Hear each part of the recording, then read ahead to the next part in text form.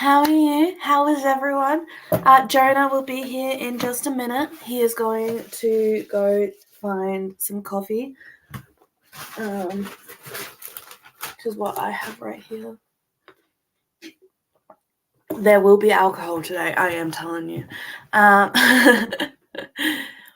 And hello, Para.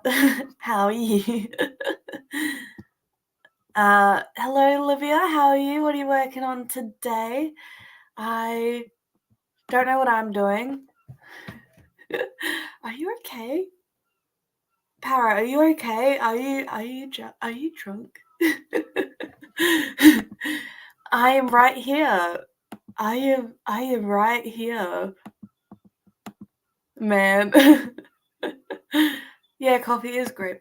I have a caramel cappuccino.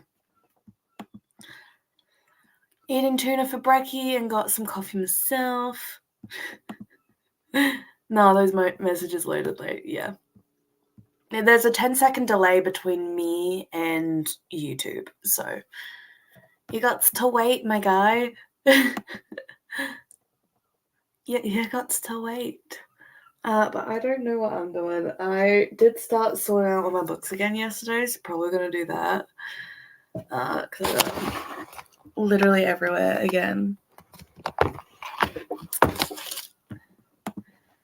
Well, you have to, man. You have to.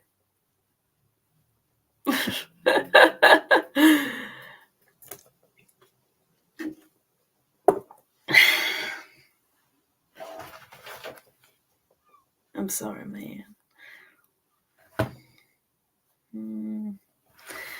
Okay.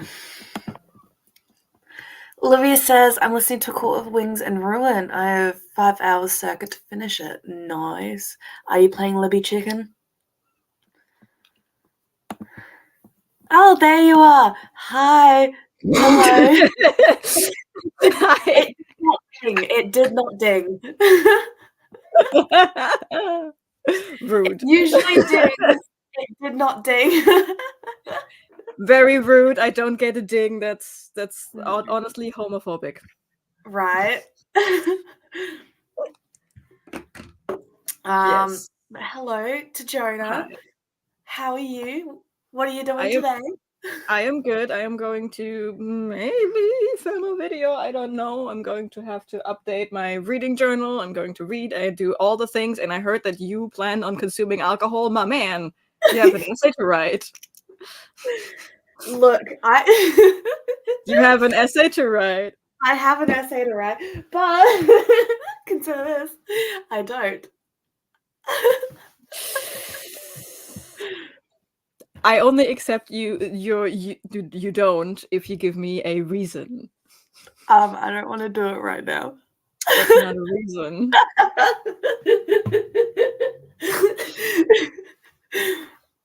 This is what you hired me for, okay?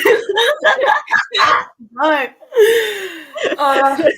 I do. It's only I just need to finish my McDonald's drink that I put alcohol in yesterday. I allow that, but then you write an essay before you get your next drink. Okay. At least start it. Yes. Yes. Yeah. Oh, I also just realized you can see this little corner here. This is my cork board that I whipped out for planning season 2 of Intelligence. Yes. It got so much worse. Yeah? It got so much worse. It gets so much worse. Are you gonna use that cork board for season 2 of Criminal Minds Suspect Behavior? I only have one cork board. So yeah, but when you're done with that one. Oh yeah. Well, Suspect Behavior is not going to be that bad because Suspect Behavior doesn't do the overarching storylines. No. So I don't necessarily have to connect everything like a tinfoil hat member. But I have to do that for Intelligence because Intelligence has this thing where they have random episodes that are basically standalones, but then they have like tiny tidbits here and there where like details are important for the season finale, so I have to like use some garn to connect things. Yes. But with Suspect Behavior, you do have to figure out how that ending fucking that goes. one figuring out the ending is easy. What is going to be hard for suspect behavior is the fact I have to come up with 12 to 13 individual cases that have to make sense. And I want to incorporate the backstory of these characters because Right? everyone knows Cooper, but the audience was never told how. So I Yeah. know Gina has daddy issues. I know that, and Mick Yeah. and him, they were in the sandbox together. But Yeah. like, where does the rest work out together? Like, what Right. the fuck is up with Prophet? What the fuck is up with Absolutely. So that's so I will plan suspect behavior on 2 levels. One being the stupid case that no one cares about, and the other one being the backstory weaving. And I'm like, oh, Yes. that's going to be hard. Yes. I had a very busy week, so I unfortunately didn't get to watch as much Buffy as I wanted to. Yeah. But I have tomorrow off as well. I took tomorrow as a holiday, so I can just binge it. Nice. But also One more- look at what. Okay, I am holding this for a reason, right? Mhm. I'm not just waving around an Australian flag. I was at work yesterday at the ice cream shop, Yeah. and one of my customers, he noticed that I was Australian, so he whipped this out of his pocket and gave it to me. That is such a weird interaction to have, but good for you, I guess. Yeah, it's like his wife was Australian. That's why he had it. But it's like he just had it on him. Yeah, like okay, you have an Australian wife, but why are you carrying a plastic flag on a stick in your back pocket at all times? Right. What is your reasoning? Like, He are said you he had hoping? he had more in his bag, so he gave this one to me. Is this man Australian hunting? I don't know. But Para / No Name is also Australian, I believe. Okay. I may be confusing them with Cass. It's in one of my Elder Scrolls servers. Yes, they are. And I was like, hey everyone, I'm going to be streaming, so Para's in here. Nice. Nice. I'm going to DM you what their Discord name is, because you can't exactly say it on the internet.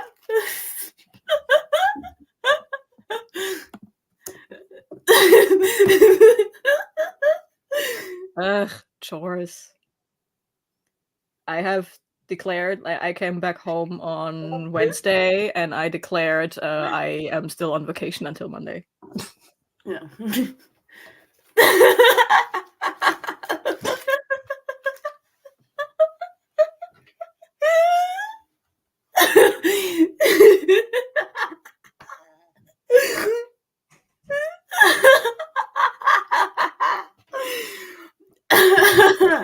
Hey, Livia has chores to do. Yes. Para says hello. Greetings to you too. And Livia, James, Jonah, hi. Jazz hand for internet. Gotta appease the internet demon. Yeah, so homophobic. Levy is so ready for writing reading sprints. Yes, I have. too. I did start a Elder Scrolls fan fiction that I should also start working on. I'll have Buffy down here on my phone because my laptop doesn't like it when I do other things when I'm streaming. Same. I'll have it down on my phone because it does work on my phone. Yay. Oof, oath, yeah. Like, listen, laundry is my arch nemesis. I am fine with doing the dishes, but laundry can go fuck itself. Oh yeah, I need to do the dishes. You want to do my laundry? No. But also, you're in Germany. Yeah. Laundry and vacuuming. I hate vacuuming so much. There's a wasp in the bathroom. Oh, cute. Yes. That's true, I am. You are James. Yes. James, I was here before you said it. Yes, that's because I specifically sent you the link to my channel like 2 days ago and told you I was streaming today. I was here before you said it has the same vibe as commenting I was cool before, like I did it before it was cool. I was there before it was cool. Levy says, I want to make a good dent in my 1,068 page book, currently 172 pages in. I do want to write, but also I went to sleep around 1:30, blame my brother, mash and alcohol, and woke up at 4:50 and got up. Okay, Levy, in this case, do 1 sprint reading, 1 sprint writing, and then go into a deep sleep coma. Yes. Okay, I remember last week I had to take a nap. You have to take a nap now. What there's a difference between having to take a nap and you had to take a nap? Like the thing that you needed was Yes-Gear telling Geralt to take a nap. I was very offended for the insult of my pie. That never happened. I was very drunk. You were. Para's been here for 20 minutes. Yeah, I mean, there's been a couple streams that I've been waiting for like 5 hours in the thingy just because I have other things to do and it's just on. Yeah. Louis says, "Oh no, no." Oh, no. And my thoughts are no kink shaming, but thank you, no thank you. Yes. Laundry is so Sisyphean in nature. Yes. Yeah, I hate it. dishes, vacuuming, showering in at general. times, like things that you have to do like just on a regular basis and you just get nowhere. It's just, I hate it. Yeah. They said, yeah, it never ends. The thing is, you can, like, dishes, you can somewhat circumvent with a dishwasher. Vacuuming, just get yourself a Roby. But laundry, there's nothing to make laundry easier. No. It just sucks. Period. Sleep coma sounds so good. Yeah. Yes, that's the plan. Wait, Jess, what did I miss? James got drunk on stream last week, and multiple people, the whole chat and I screamed at James to get hydrated, eat something, and for fuck's sake, take a fucking nap. And I did. And you did, and you sobered up during your nap. Mm-hmm. Almost as if it works. Shari, my below. Below, I steal that. My below, I steal that. Yes. I'm going to steal that, and I'm not going to tag you in the credits. Yeah. Para's quite funny. But do we want to go on to our first sprint? Sure, but only if it's a big butt. I was halfway through a sandwich, so that's nice. Yeah, should I be reading? I'm reading The Long Way to a Small Angry Planet. Oh, I've heard that's good. It is. It's barely any plot, only vibes, but oh my god, I love every single character in here. Yeah. And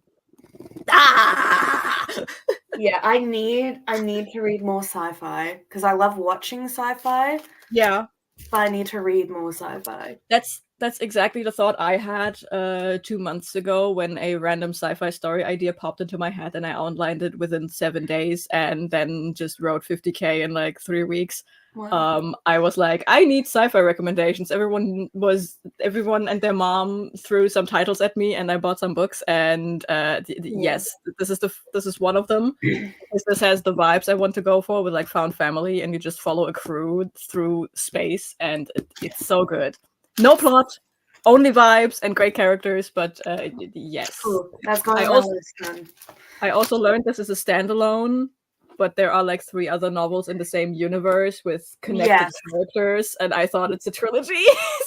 Yeah, when I first learned about that book, and I Goodreads it, and I saw it was book 3 of a 4-book series. I was like, oh, okay, I'm going to have to read these 3 first. But then everyone I was talking to said, no, they're standalone set in the same universe. Yes. So. But I already put the other books on my list because yes, it's also very like the writing is very easy, Yeah.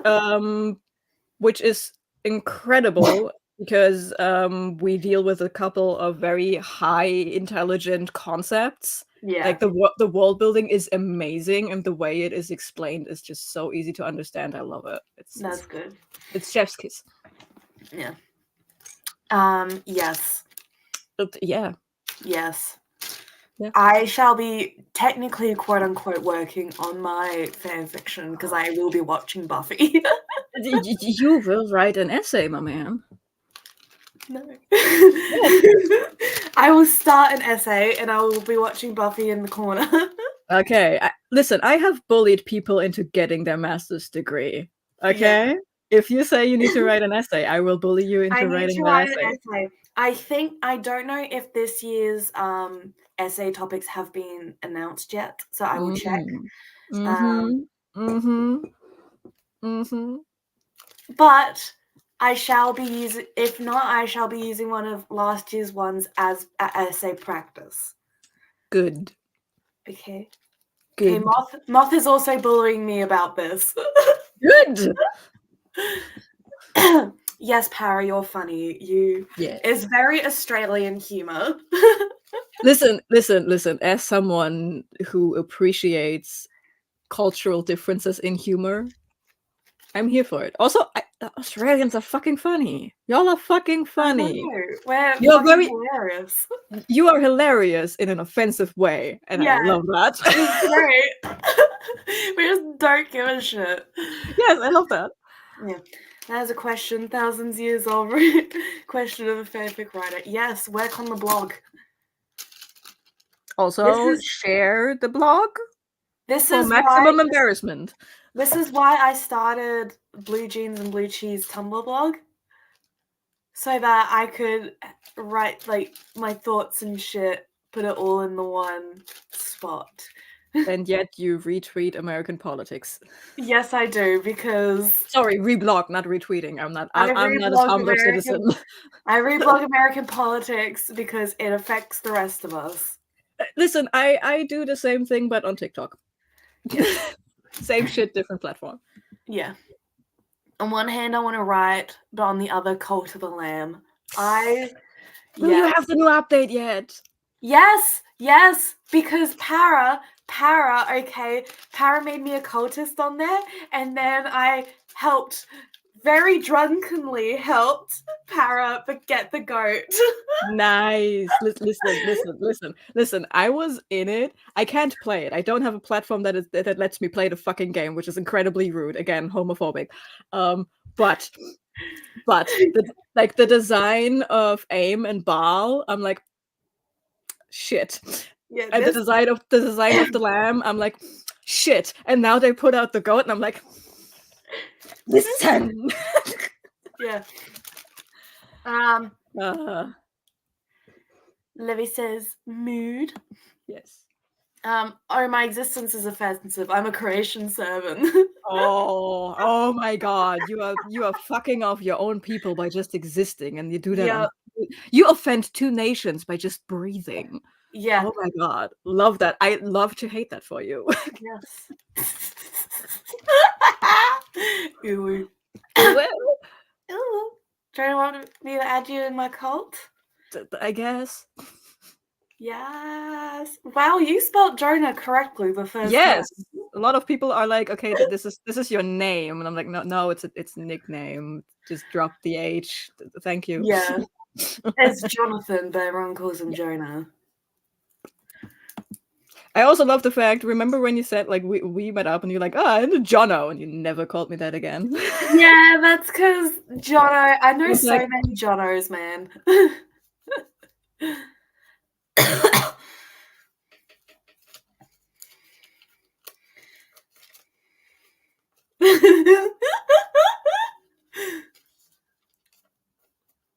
Yeah, sorry, I have just been informed I have to have an ear on the doorbell because apparently there is very important technology being delivered.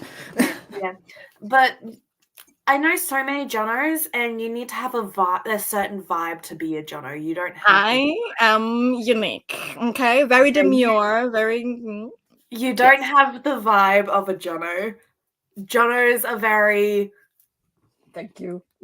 It's like Jonos I are not like great people. Ah, Vibe wise, you're very not Jono. thank you. I take that as a compliment. Yeah, you should. Maximum embarrassment amount. Okay, where should I share it? But it's mostly barren because my fantasy book and project middle finger stole my focus. Oh, do you have the wrench of power? Fucking plane, go away. Do you have the wrench? Because if not, I can give it to you during the first break, and you can put it in the comment section. Yes. I'm like Tony the Yugoslav. Yeah, Lamel Jono. You're not a Jono. Thank you. Very not Jono. Thank you. Tradie nickname. Tradesperson. Like builders and shit. Mm. The trades. Do I have a what? Do you have the blue wrench of power? Are you a mod? The almighty blue wrench. AKA, are you a mod on YouTube? Are you a mod? There should be a blue wrench next to your name if you are. And your whole name should be blue. Dabbity Yeah. dabbity. No. Okay, so I will make you. I will bestow upon you the blue wrench of power. Wait.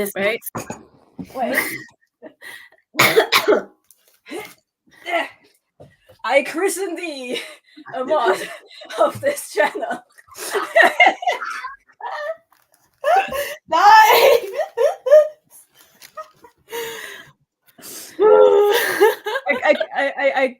My finished sword is too far back on my closet, so I couldn't grab it. So I just had to do the white one.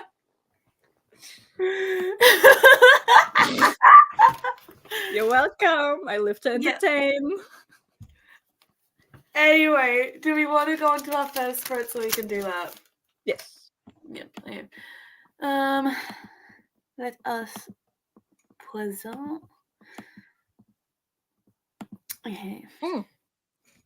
James, I need to show you my coffee mug. I had this for ages, but do you recognize the design? Oh, Calf Pal! That's fucking Abby's shit. I know. Yes. I had this mug since I was like 15 or something. I love that. Once upon a time I had a base cap with the NCIS logo on it, and my aunt actually got me like a laminated little card that was like an NCIS agent. It was so cute. That's so nice. Yeah. Anyway, I will see everyone in an hour. Happy sprinting. Bye.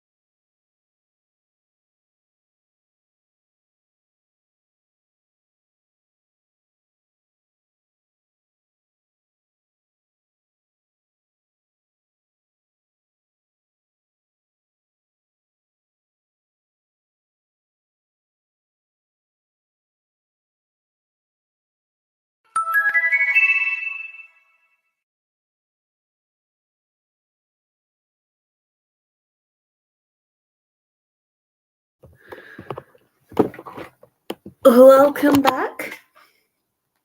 How did everyone do? You're very low here. Hi.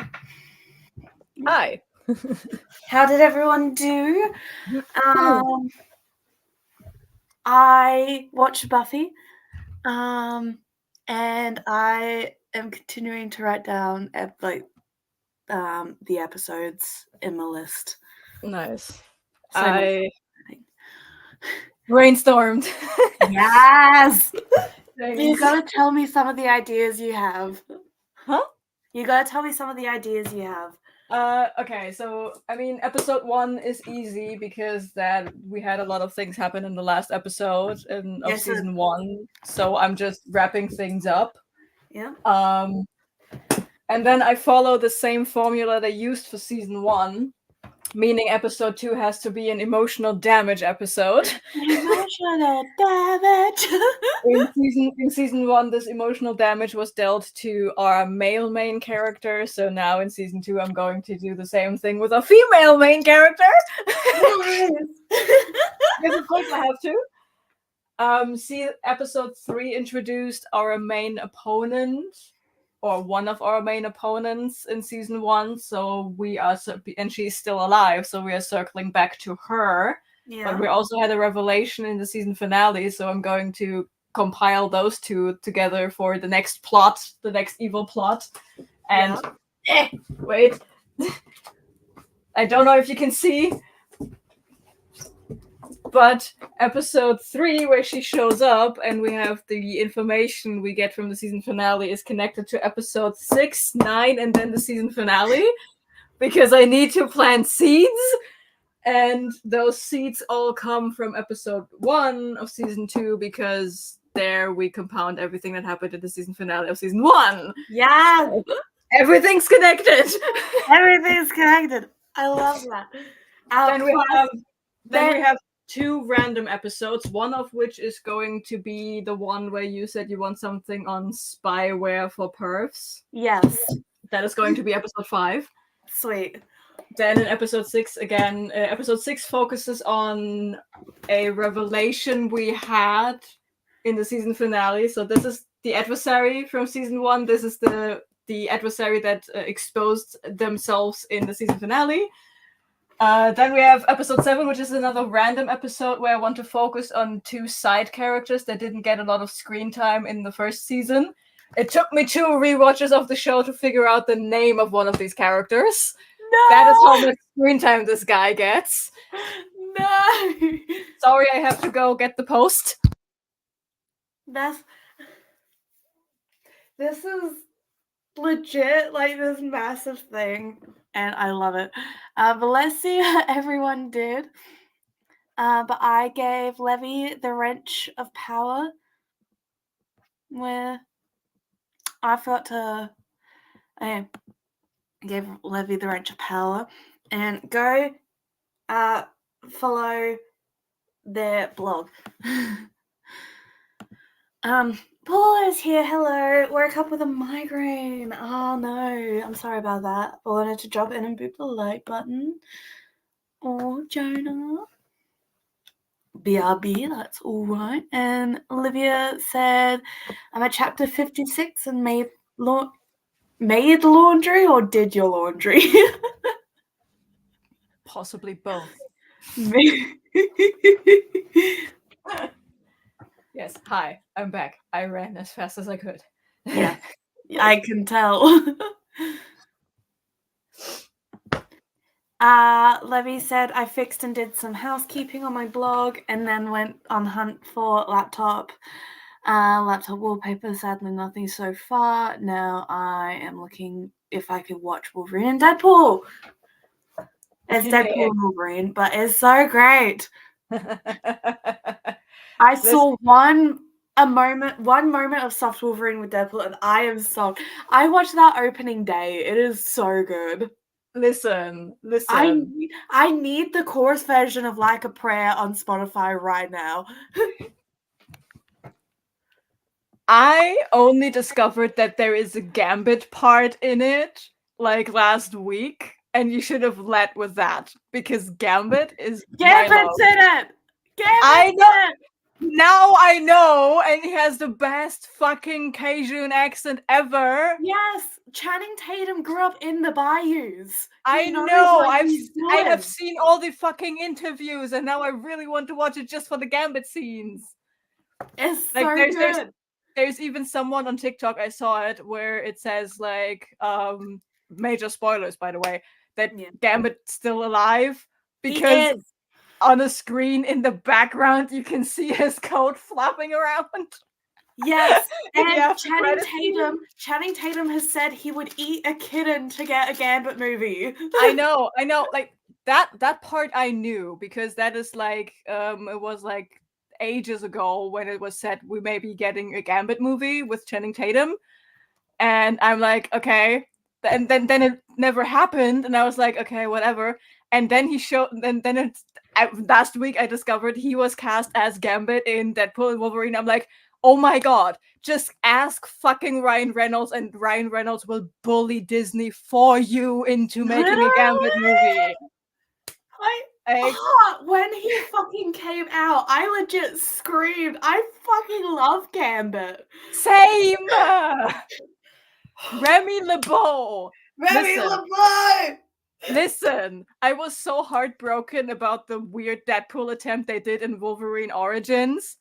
Yes, but the 5 seconds of Remy we get in that movie gave me life. Yes, and that was supposed to be played by Channing Tatum, but he had to turn it down because of scheduling conflicts. And he was so upset about it. I know. Also, everyone was dunking on that Gambit performance. I thought it was fine. Yeah. I thought it was fine. See, the thing is, people were dunking on it, but now that Channing Tatum has done his Gambit, they're like everyone's saying, oh, but the X-Men Origins one is so good, why would you change that? It's like, oh my god. It's like when the Percy Jackson TV show came out and everyone was suddenly saying that the movies were good. It's like, no, you just want to hate on this new thing for no fucking reason. Dude, after I finished the book last week, the Percy Jackson book, I was like, okay, I guess I can rewatch the show. So I rewatched the show, right? But let's be honest, I only rewatched that for the cheeseburgers with Ares and Toby Smith as Poseidon because yes. Toby Smith. Yes. I only learnt after he was cast that he is Maggie Smith's son. He looks like her. He does. But he looks exactly like He looks exactly like her, but I did not make the connection. Like, that's fucking McGonagall's son. Listen, after I saw him, after the season finale of Percy Jackson came out and I saw him as Poseidon for like 5 seconds, I was like, okay, I guess I have to rewatch all seasons of Black Sails now where he plays a pirate captain. I was like, yeah. Okay, but imagine him being Poseidon at the same time. My brother is obsessed with that show, and that's the only reason I'm not watching it. Oh my god, you have to though. It is so I don't like my brother. But it's so gay. I should. The show is so unapologetically queer without it being about people being queer. Yeah. And it's people fighting society as a concept and trying to write their own story when everything is against them. Like, see, that is amazing. That sounds amazing. But I hate my brother so much, and I don't want to like the same things as him. Then like the same things I do. Okay, I will do that, but I have so much to watch first. I wanted to say, we can come back to this in 10 to 15 years when you're done with everything else. This is why I put a hard stop on adding TV shows, because I have so much to watch. Anyway, so I watched the show for my favorite wrestler as Ares, as one of my favorite gods, and for one of my favorite actors from Black Sails as one of my favorite gods. And then I watched it and I was like, I want more Poseidon. And I know that Kevin McKidd, aka Owen Hunt, plays Poseidon in the movies. Yes, so I was like, well, how bad can it be? It's so bad. I watched it and I was like, okay, that happened. Did you watch number 2? here's the thing. I have never watched movie 2. I've never watched Sea of Monsters before, and I was like, is Poseidon in the second one? And instead of Googling it, I was like, nah, I just gotta watch the movie. It's so bad. The only good thing about that movie was the cute Kelpie. Yes. That was the only good thing about. I was like, oh my, what only- have they done to this poor boy's face? The the best line is what are you doing? Don't walk on my roof. Yeah. But apart from that, the movie is so bad. But they did. It's so bad. It's so bad. I literally It's the like only Cronus comes back at the end and eats Luke. Listen. I was glad that he did. Because that meant that character won't have to suffer that character anymore. Okay, spoilers, Luke dies in book 5. Oh no. So you have 4 more books with him. Yeah, but here's the thing, the books are good. The books are good. And I'm like, but yeah, the only good thing about Sea of Monsters, the movie, was legit the 5 seconds of Kelpie time we get. But also, I like this whole middle finger thing of Poseidon. Like, yes, this is my favorite child, Percy. I will ignore him completely, which is the thing he criticized when we first met. He criticizes me for ignoring him, so I will keep on ignoring him. And then this random ass poor CGI baby comes along. It's like, Dad, I need to go to that boat. And Dad is like, yes, have a beautiful seahorse. Tyson, yes. I love Tyson. Tyson's amazing. Tyson has done nothing wrong. Tyson has not done anything wrong in his entire life. Tyson has not deserved the poor CGI job they gave him. No, they don't. And I fucking hope they do him well in the TV show. His actor is amazing. Listen, all I want from the TV show is that someone gives him a fucking brush. Yes. They let this child run around with that hairdo for days and weeks in the civilized world, and no one has ever thought to hand him a fucking hairbrush. Right. I want, like, when Tyson shows up and he is like all disheveled in the show, the first thing I want Annabeth to do is hand him a hairbrush, because that would be a cute little Easter egg, because the actress of Annabeth taught the actor of Percy how to do his hair, because he had no idea how to handle his own curls, and his family didn't either, because no one has his curls. So I want this to be an Easter egg. Tyson shows up, and the first thing Percy and Annabeth do is do his hair. Yeah, well, you need to read book 2 first. It's the shortest book in the entire series. Okay. I was gonna say something, but I don't remember. Oh yeah, they don't actually know yet that Angel is a vampire. No, they don't. It takes them surprisingly long to figure it out in Buffy. Yeah, it's like he just shows up. He knows stuff about the vampire world and shit, but they don't know he's a vampire yet. Dude, it takes them embarrassingly long to figure it out too. Yeah, it was like... But it's a big but. There is a reason. Like, you have seen the vampires in the show, right? Yeah. And there is a hard rule to this. Vampires are demons and they don't have a soul. And Angel is not behaving like a soulless half demon. Okay.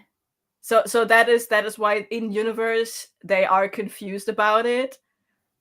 The problem is the signs are all there and no one is questioning it. Literally. Least of all Giles. Right. And that was what pisses me off, because Giles is the one person who knows why Angel is the way he is.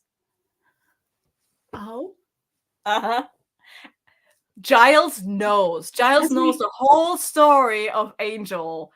And can I spoil you? Or yes, do you want... please. Okay. Angel was a very bad vampire. He was like the baddest bitch of them all, right? Yeah. And he went under his original name, Angelus, which is the Latin word for angel. Okay.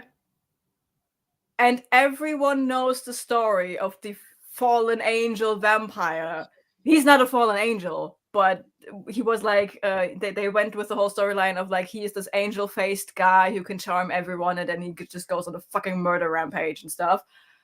And that caused him to do something that then inevitably cursed him and gave him his soul back. So now he suffers the pain of having done all these things that he did. And he changed his name to Angel.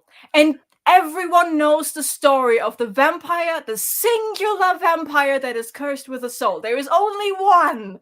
And it's the whole shtick of it, that there is only one vampire that is cursed with a soul. And his name was Angelus. And Giles knows that.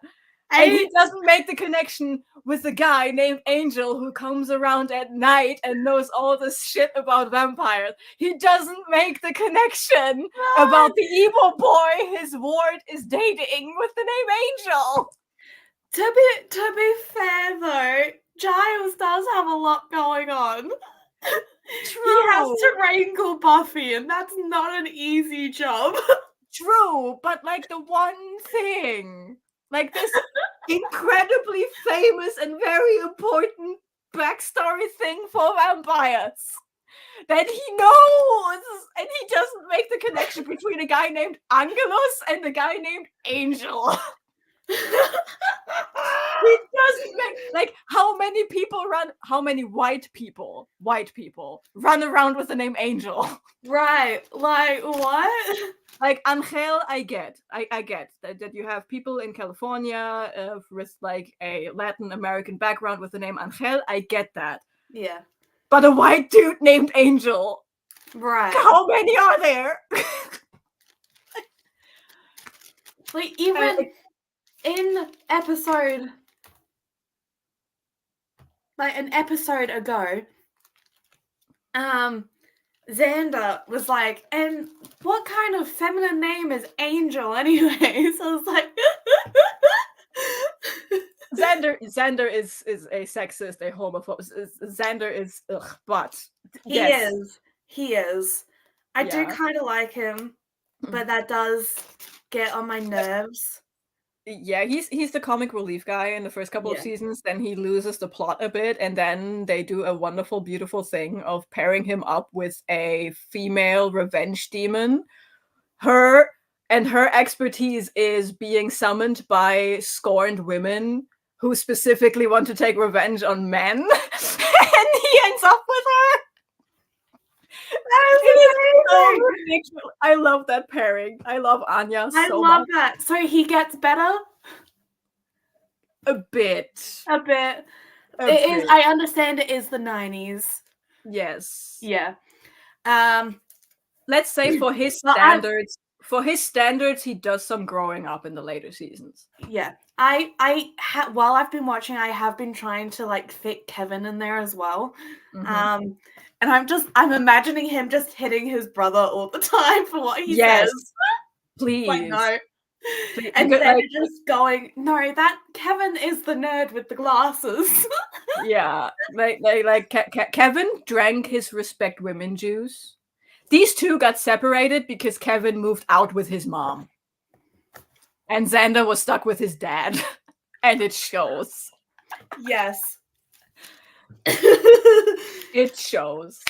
Yes, I do want Kevin in there though, and then I kind of want it to be mentioned in Criminal Minds as just like, you had this criminal record when you were a child in high school. What was this about? And he's just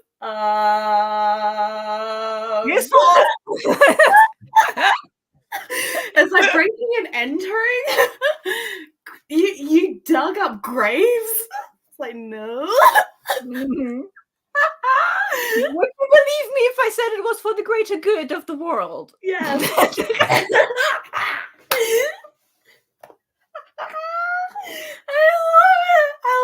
love it. I also like the thought. I don't know if you are at the point yet, but Willow is the resident tech genius. Like Willow does all the computer stuff. And Willow and Xander are like this, right? Yeah. So I like to think that Willow and Kevin are like constantly gossiping about Xander, and Xander and Willow are just friends because because Willow and Kevin are friends in computer club. Yes. Yes. And Xander just has to come along because the alternative is hang out with Dad. Yes, I love that. Kevin and Willow were friends first. Yeah. They were like friends in kindergarten, but because Xander and Kevin are twins, they were still in the stage where you can't separate twins because they're suspicious of everyone else. So Willow had to adopt both of them. Yeah, I love that. Yes, thank you for that idea. You're welcome. You can steal it. Yeah. Oh yeah, I fucking forgot to give you my World Anvil username and password. Yes. So we'll make a new world for this because I can have, I think, 8 worlds at a time.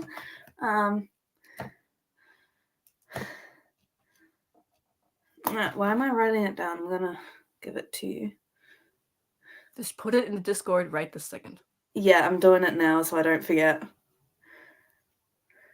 But one of my friends on the same Discord I'm in with Para, his first tattoo was a hand tattoo.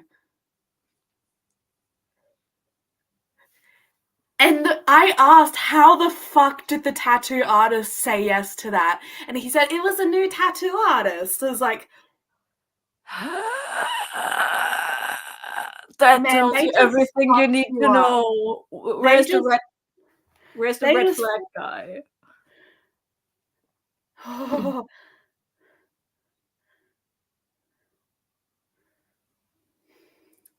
There's legit no, like, there's only one kind of hand tattoo I would want, and it would out me as the biggest nerd on the world.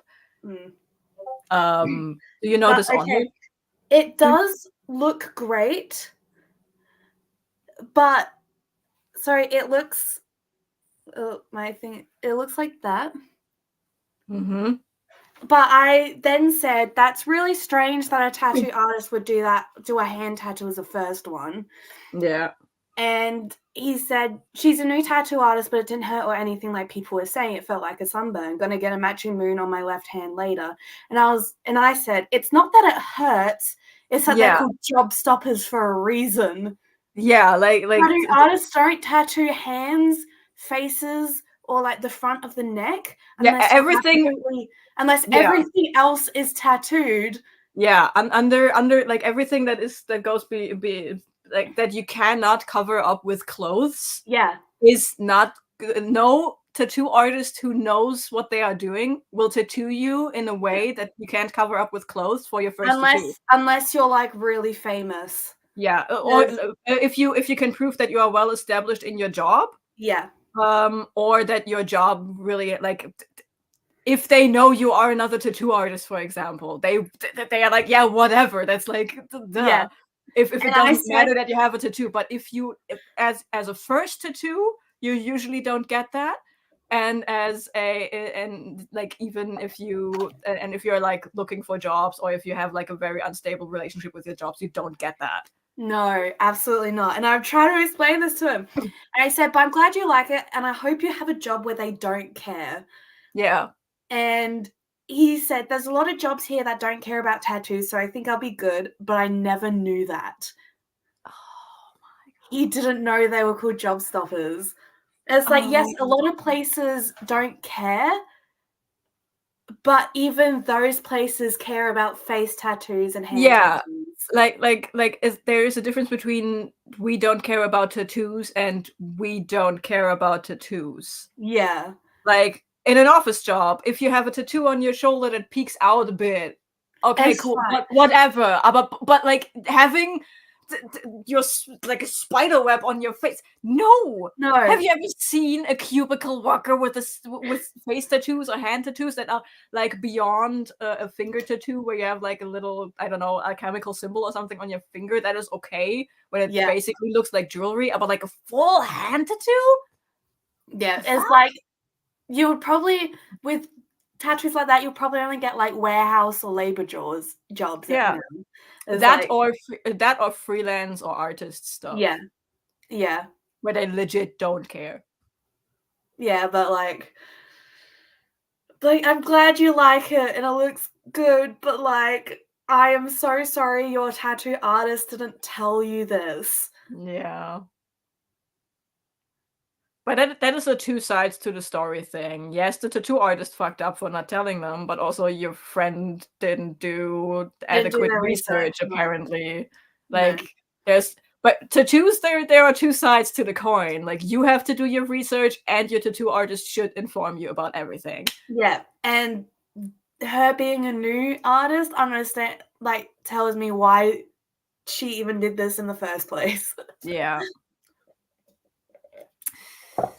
Like, ooh, At least it looks good. At least it looks good.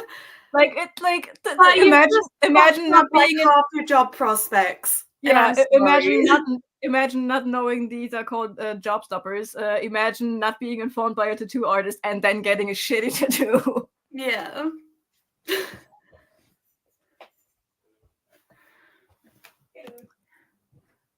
Oh, that's cool. In September, there's a readathon based on Buffy.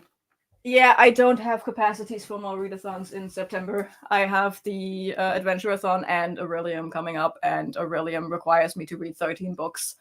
And I hope I can I can fit those 13 books in with everything from Adventure-a-thon because I will die. Yeah, I don't think I'm going to be doing Adventure-a-thon just because I do have to watch all this shit. You're welcome to join at any time. Yeah. Oh yeah, I was thinking about attending Slayer-a-thon, but now I'm not sure, but exhausted of readathons. Yeah. At this point in the year, people are exhausted. Yeah. But I'm still not over the fact we pushed it to September on purpose to not clash with Aurelium. And then Aurelium pushed it back. Yeah. But like our plan for the future is to make it permanently in July anyways. We just pushed it to September this time around, A, because Aurelium, and B, because it's like a Halloweenish version of it. Usually you get a non-Halloween specific thing. That's at least the plan. And that would happen in July. So there is no clashing with Aurelium and stuff, but like this year everything just compounded in the worst way possible. Yeah. Yeah, but I am liking Buffy. It's very 90s. It's very 90s. It's very 90s. And it's like Buffy's constantly doing one-liners. And it gets better, I promise. Yeah, I hope so, because I don't know how long I can do with the cringe. Like, Buffy is legitimately a show that grows up with its characters. Yeah, like right now they are 16, but then you see them graduate from high school, you see them struggle through college. They do grow up with the show, so it's getting better. We were all cringy at 16. They are allowed to. That's fair. That's fair. And I'm trying to say that, and it is very nice. But it's cool that we go to college with them, and maybe I can show Kevin getting into the FBI. Maybe. Because Criminal Minds starts in 2005, I believe. I think so. But Kevin Lynch isn't first shown until season 3, I think. But he's well established as working with the FBI at that point. Yes. So we could say he was hired into the FBI straight out of high school. I would actually say high school, and then he went to college for IT stuff and shit. Yeah. Then from there on, he went to the FBI as an IT guy. Yes. Yeah. And then he became like this analyst tail end because in-house further education thing. Yes.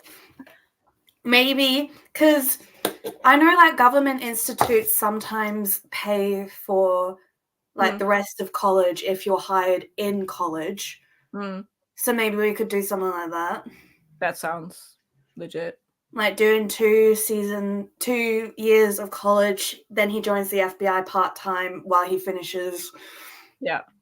That would also explain why we have to have him move away for the final seasons of Buffy, because the final seasons of Buffy do not agree with the storyline that has a character casually hanging out at the FBI. Yeah.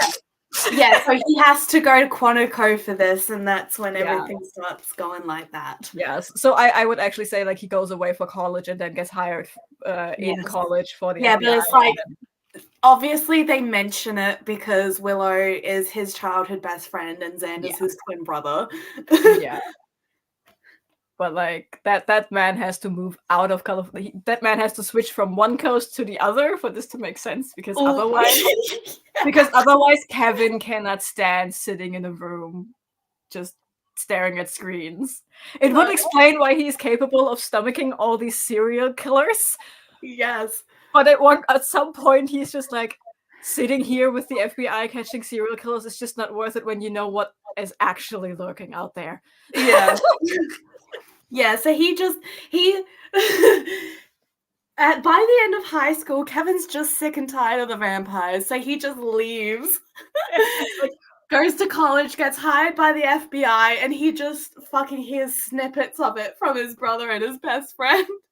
Better. He moves away to college. Like, he has multiple options in California, even close to his friends and childhood home. And he's like, no, I have to leave. I'm going to MIT. I'm going to Boston. I have to leave all this murder and mayhem behind. And he goes to college, has a nice time as a casual ITler. And then the FBI is like, hey, you want to come be an analyst for serial killers? He's like, I guess, because life is actually boring without murder and mayhem. Yeah. Like, his high school years have conditioned him to accept murder and mayhem, and now he can't live without it. Yeah, and now he's just unflinchingly standing there, seeing all of these stuff while Penelope fucking flinches. But he's just with the rest of the BAU, just standing there, staring and not doing anything. It was like, okay, this is weird. Someone pointing a gun at him and threatening him, and he's like, bitch, I have been bitten 4 times against my consent and almost died of blood loss. There is nothing you can do with that gun. Yeah. I already died before. Yeah. Do your worst. Yes. Just God, he's like, okay, what are you gonna do with that? Nice toy you have there. Call me when you have fangs and no soul. Yeah. Cool, bye.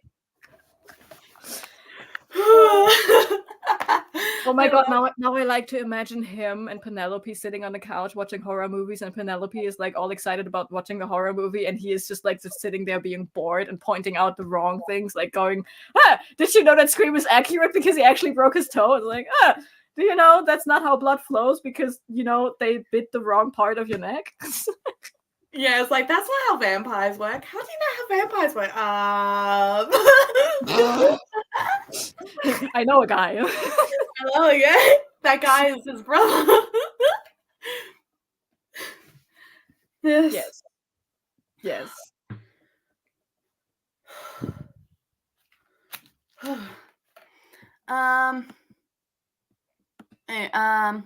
Olivia is doing Aurelium and the Goddess Complex for sure. But there are always other readathons that tempt me. Yes. Come to us, do the Adventure-a-thon. It's the amazingest thing in the world. Yes, I looked into your readathon, Jonah. Super intriguing, but yeah, I need a breather. Currently in book slump, read 2 books, a middle of sci-fi comedy, chunker of 1,000+ pages. Yes.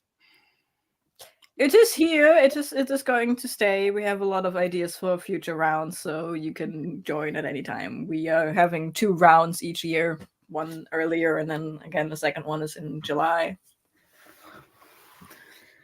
Yeah. Yes, we have a very friendly Discord. Yes, I did send you the login information. I think that's the password.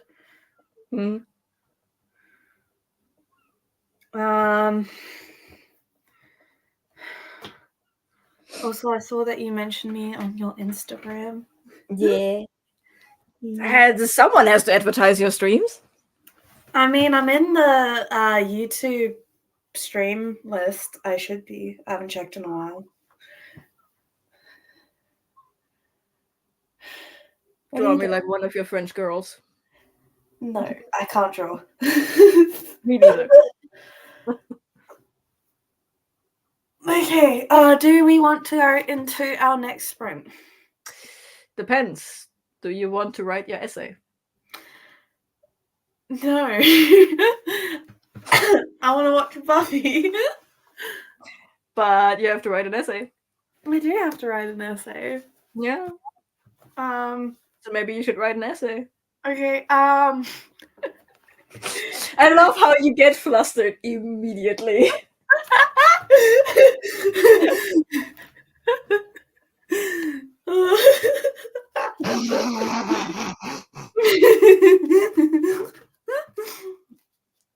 I am slightly drunk. Yes. So write your damn essay. Ah, that drink is empty. Go write your essay. It's That not empty yet.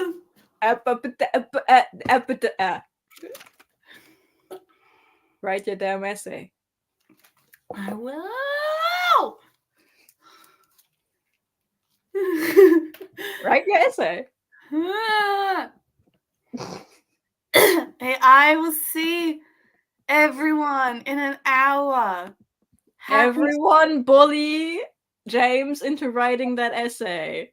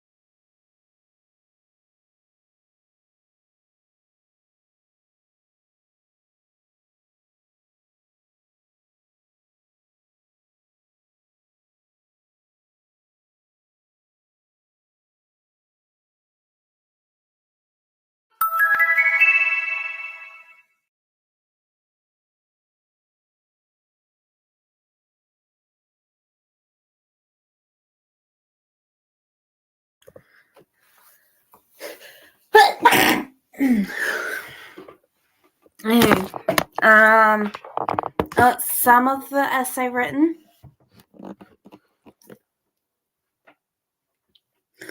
I got some of the essay written. I had lunch. And then I did some more episodes writing down. You're muted. I made things worse. Yeah, let's hear. So I decided one overarching story arc that shows up in a couple of episodes isn't enough, so I made a second one. The green one. Yes. We love that. And I brainstormed plot points for every episode. Nice. Just remember that these episodes are 40 minutes long, so they need to be about 80,000 words in a chapter. I checked it. It has to be about 50 to 60 pages, yes. Yeah. Yeah, I know. Yeah. I know. So, like, when I wrote out a couple episodes of Arrow, those were between 50 and 80,000 words. Yeah, according to Google, I googled story structures for TV shows. They are 5-act structures. Yeah. And you have to do the math with about 1 page per minute of screen time. Yeah. So I have to do between 45 and 60 pages per episode. Yeah. Yeah, I know. I know. So someone in chat needs to do the math. Let's say I do 50 pages per episode. I plan on 12 episodes just for this. Yeah. I will die. Yeah. Well, at least it's not as much as me, but you do have to make new shit for it. Yeah, like you just transcribe and tweak things here and there. Yeah. I have to come up with shit from scratch, and you want me to do it for another show as well. So yes. Well, I want you to do it for all the shows that end in a cliffhanger. Just give them an extra season. Question though. If you're willing to do that. Technically, yes. I have a question though, because technically Angel ends with a cliffhanger, but both Angel and Buffy were continued in comic format.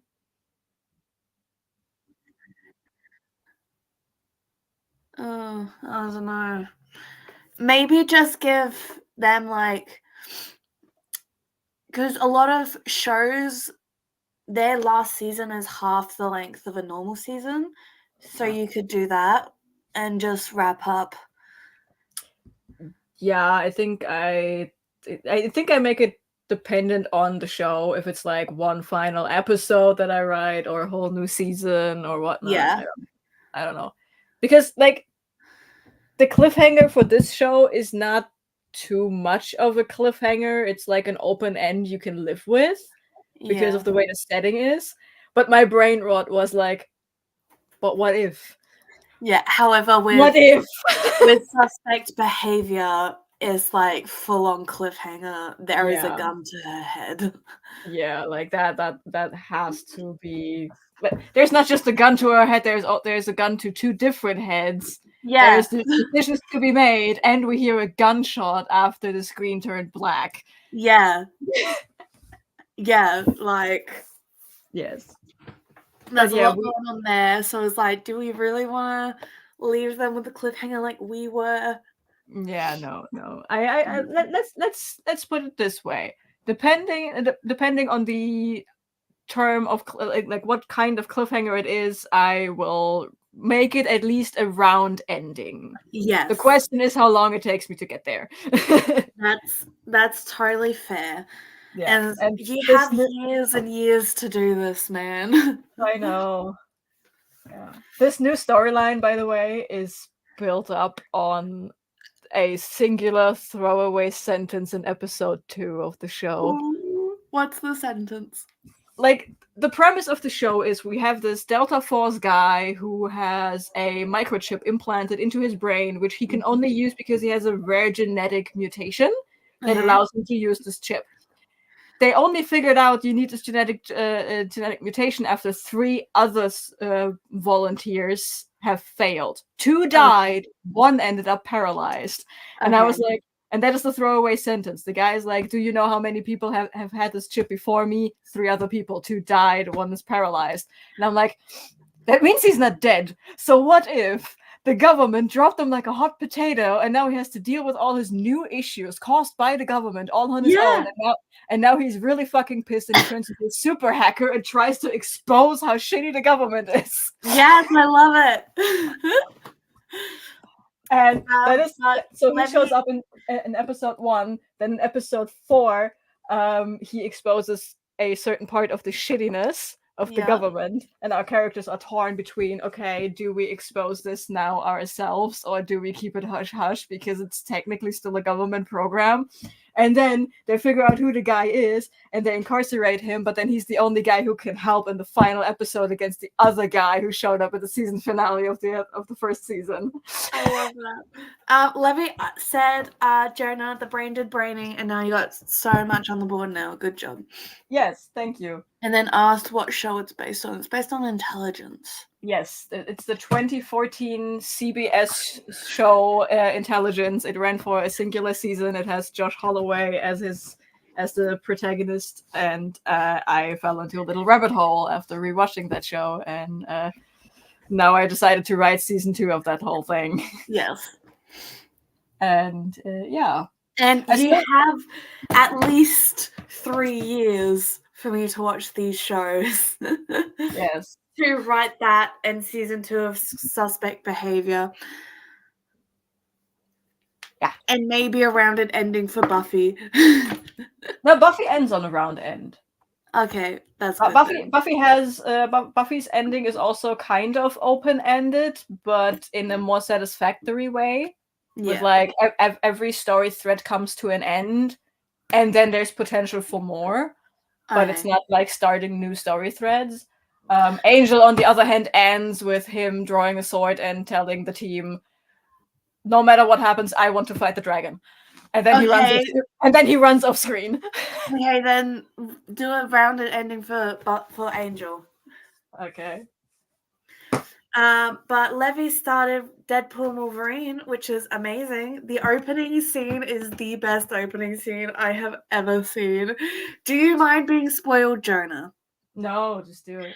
Okay, so he digs up Logan's adamantium corpse and fights the TVA agents with Logan's adamantium bones.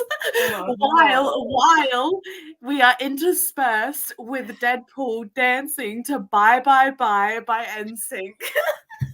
Oh, did you see they actually changed the title of the song on YouTube and Spotify to From the Movie Deadpool and Wolverine? Yeah.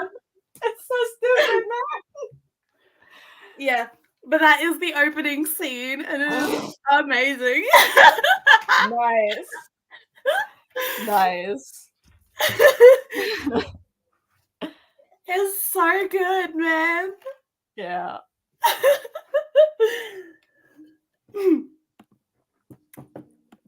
Yeah, see, Levy agrees with me. Also, Marvel Jesus.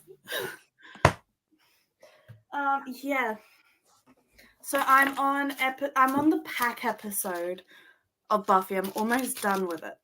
The what episode? The pack one, where Xander and the bullies get possessed by hyenas. Which is a weird fucking concept. Have they eaten the teacher yet? What? Have they eaten the teacher yet? Yeah, they're at the end. The guy has just tied up Willow. Nice. Yeah, but Xander didn't eat the teacher. The other ones did, because Xander was with Buffy trying to rape her. Yeah, I love the fact that we just glance over the fact of the maybe sexual assault and the cannibalism committed by teenagers. It's like, totally chill. It's because they're possessed by hyenas. Yeah, but they still hate their fucking teacher. Kevin, who is a rational human being, is going to be like, what the fuck, dude? Yeah. Wait, so you're telling me you're good because you never ate your teacher, But remember what happened in the library at the same time, my dude? Yeah, it's like you almost raped Buffy. Wow. That is not a good thing to do. Mm.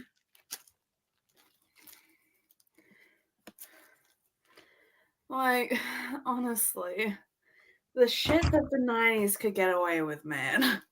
Yeah, it gets worse. Oh no. Yeah, you don't mind spoilers, right? I don't mind spoilers. Later on, you haven't met him yet, but I think you haven't met him yet. Spike. No, I haven't. Yeah, no. But I know Spike. who he is. Spike is amazing. You're going to love Spike. I love Yeah. Spike. But again, with the ickiness of Joss Whedon, things happened, and there is a scene where Spike tries to R-word Buffy.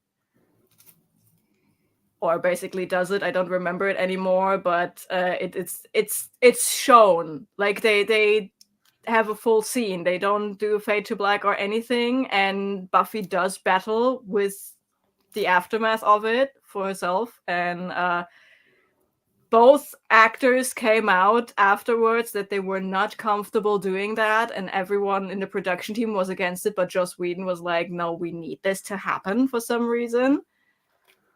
And it's the problem is the way it is written afterwards. Yes, Buffy struggles with it, but she still comes back around for Spike and stuff. And yeah, like that was handled very, very awkwardly. Hey, well, I'm going to handle it better. Yeah, just be prepared. It's like this. I think it's the last season. The last or the second to last season, Spike does a thing that is not very good, and it is never really dealt with in a good way. Yeah. But the whole fandom, the whole production crew, like everyone hated it except Joss Whedon. Yeah. And remember, Joss Whedon hated the character of Spike.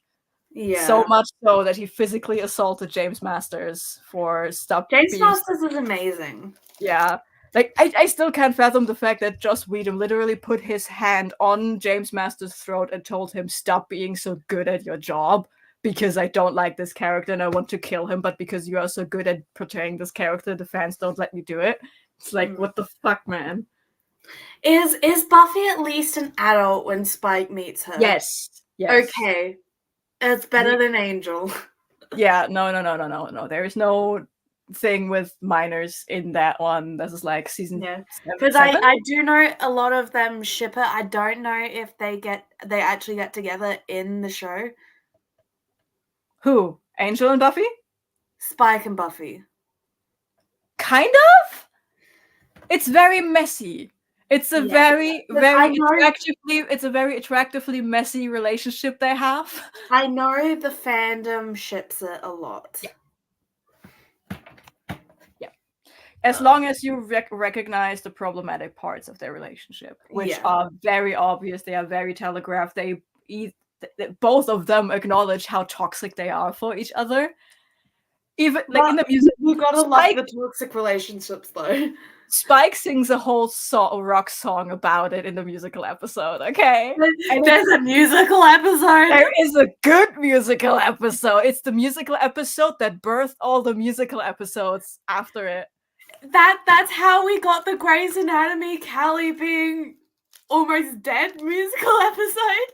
Buffy did it first, and everyone else just followed suit, and they did it good. We have a "I hate you so much, I love you" song between Xander and Anna. Spike is singing about his feelings because Buffy, at that point, they are just friends with benefits, and Spike has feelings, and Buffy knows it, but Buffy chooses to ignore it. So he sings "Let Me Rest in Peace" and falls into a grave in the performance. And Buffy has the final ensemble song of it all is so good. And in universe, it's explained that another character you haven't met yet, and I won't spoil her for you because that is a plot twist and a half. Okay. So he accidentally summons a demon that is forcing everyone to acknowledge their feelings out loud to everyone else through song. Oh, And this demon's gimmick is that you dance to death. You dance like either you perform your feelings. Did this demon cause the dancing plague in France? Maybe. They never say it, but the vibe is right there. And like his gimmick is either you proclaim your feelings like openly in song and then you offend someone so much that they kill you, or you just dance yourself to death because he wills it so. It is amazing. I love that. It's the best episode ever, and the songs actually slap. The songs are actually good. Like you can listen to them on Spotify. Unpopular opinion, but I did actually like the Grey's Anatomy musical episode. Same though. Like I know so many people that didn't like it. It's like I am biased. The reason, it is explained by the music and stuff being in Callie's dying brain. Mm-hmm. That's her brain interpreting what's happening around her. Listen, I love me a good musical episode. The Buffy one is amazing. I like the Grey's Anatomy one. I like the Once Upon a Time musical episode. I haven't watched that one yet. I liked the Flash one. I haven't seen that one. I ducked out of Flash before the musical episode happened, but then I heard they have a musical episode, and I was like, yeah.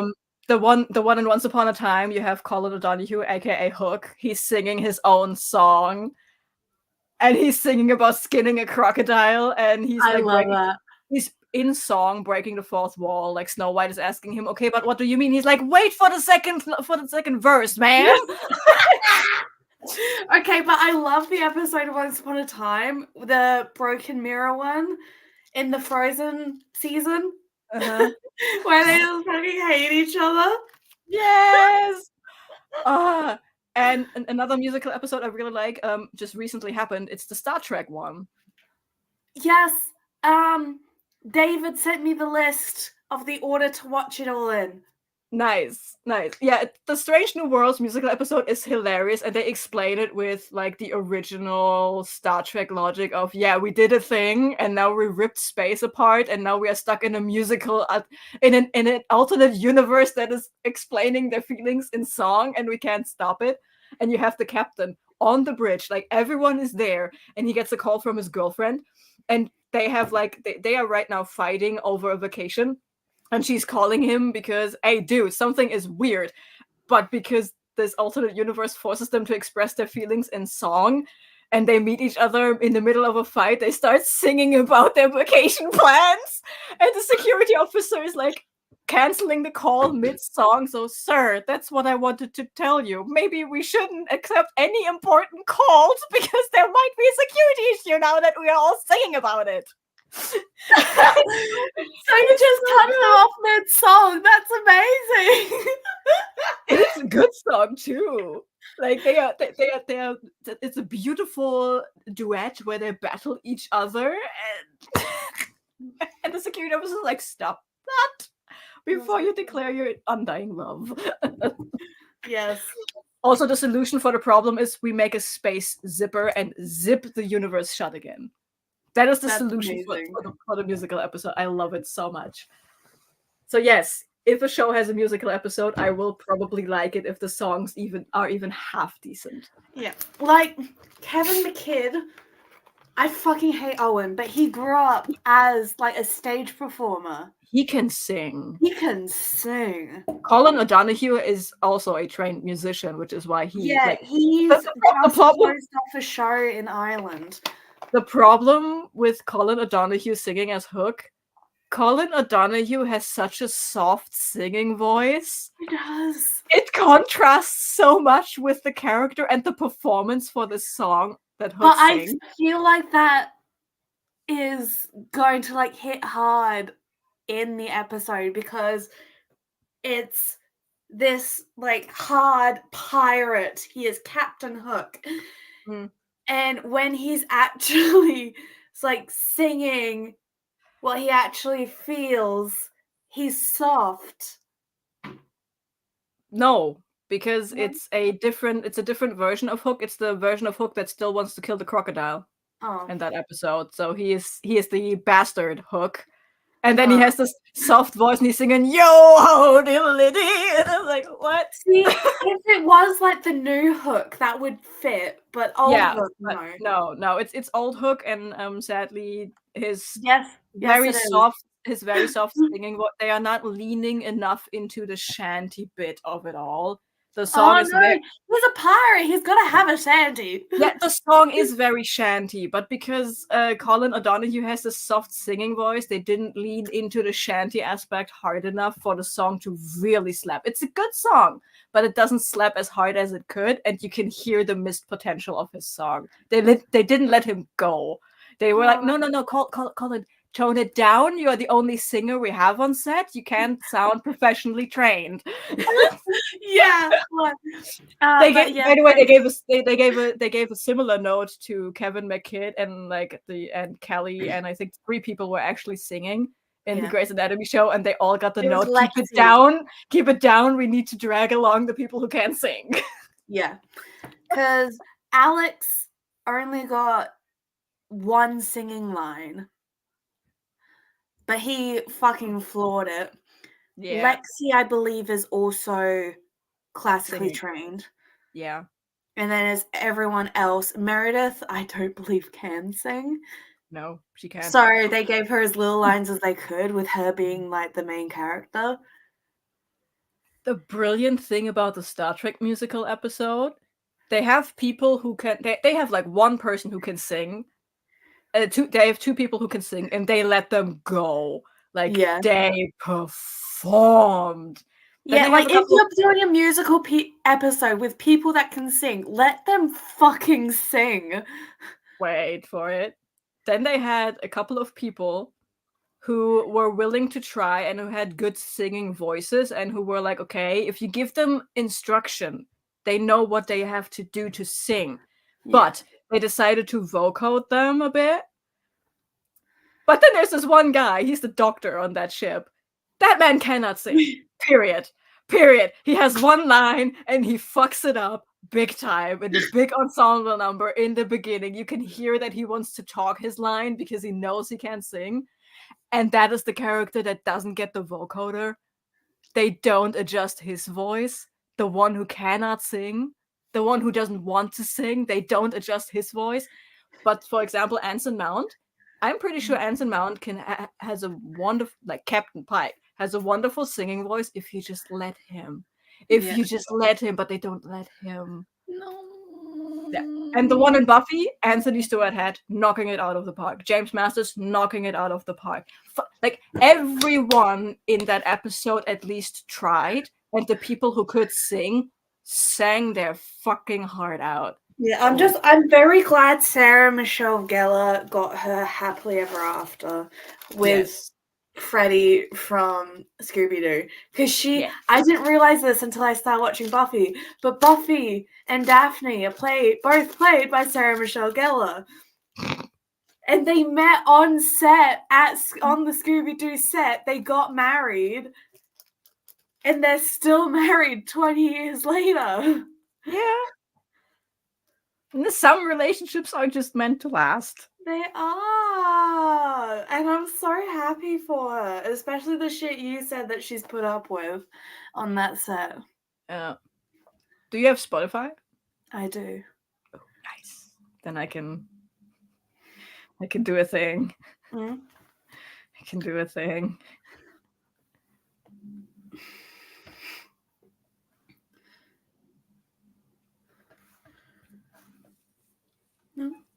The whole album. Stand up. The whole album is on Spotify. Oh, nice. 2002, so I have 5 seasons to go before I can listen to that. No, because I don't like listening to tracks from musicals before I see them. because I Okay. like having the context around it. Ah, okay. Because like with Hamilton, that was popular ever since it came out, but I didn't listen to the music like properly. Of course, some of the sounds were like popular on TikTok and shit, but I didn't watch it properly until I was gonna get a bootleg of it, but then Disney put it on Disney Plus, Mm. so I watched it on there, and now I'm obsessed with Hamilton. I didn't listen to Hamilton And it's when like, it came out. I'm not gonna listen. Like, we have like Hadestown, that "Wait for Me" song, trending on TikTok at the moment because of the Orpheus and Eurydice debate going on. But That I'm not and gonna that and listen. because we have a new cast and the new Eurydice is knocking the Wait for Me reprise out of the park. Yeah. And I'm not going to listen to any more of it, even though I love the idea of it, because I want to watch Hadestown first. Do you want a slime tutorial? What? Oh my god, you don't know what is. Okay. You can't put live show musical thing on YouTube because you will get the copyright hammer. So for some reason, at some point, it was just established that you have a related to the musical title slime tutorial.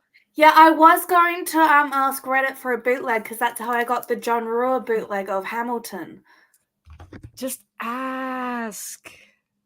I think I still have one. I think I still have a slime tutorial of the original cast. Please, because I was there. It is going on in London right now, so Yeah. I was going to, if it's still on in October, when I lose my second job, I was going to go down to London for a couple of days and watch Hadestown because I love Hades, and I haven't seen like a live performance before. I've never been to theater before. Like, not even theater. No. My theater kid heart is just breaking right now for Right, you. like, okay, I watched my sister when she was a munchkin in Wizard of Oz, but that was it. That doesn't really count. No, it doesn't. I haven't been to theater, like live theater before, and I want to. So I was gonna go down in like October, November to see Hadestown if it's still in there. Oh my god. Please do. But I think Wicked's currently in Edinburgh right now, though. I don't know. Thank you. Anyway, I sent you a slime tutorial.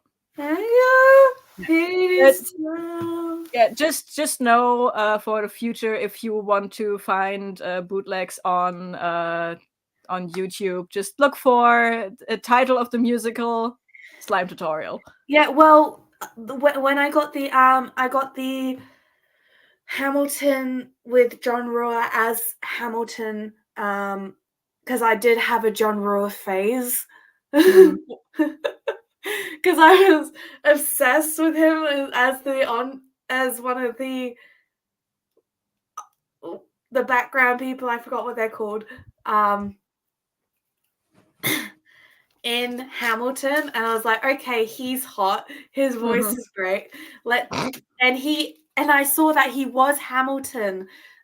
He was a Hamilton. Whatever that word is. Like, if the actual Hamilton is unavailable, understudy, yeah. Yeah. So I was like, is there a way to get him? So I went onto Reddit r/bootlegs, and they didn't have any like video of him, but they had the sound, and he sounds amazing as Alexander Hamilton. He was so much better than Lin-Manuel Miranda, I think. Especially with Hurricane.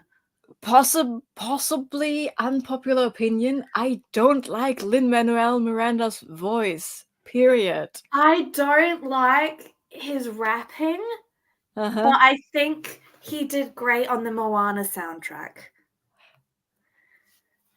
Yeah, but also because his voice was mostly hidden behind weird harmonics. Like he was never truly singing alone. Yeah. Yeah, no, I don't like his talking. Like I'm okay with his talking voice when he's acting, That's fair. That's totally fair. but I And don't then like I his got singing because- voice. I don't like his rapping voice. The man is an exceptional writer. I give him that, and I like his voice when he's acting. But his natural voice is just I don't know. I don't like it. Yeah, he did great in Percy Jackson as Hermes. Yeah. I liked him as Hermes. I also liked him as the guy in the Golden Compass TV show. He was great in that one too. His Dark Materials. Yes. Yeah, I haven't seen that because I want to read the books first. Yeah, he was okay in that one too. I fucking like- loved him as Amy's brother in Brooklyn Nine-Nine.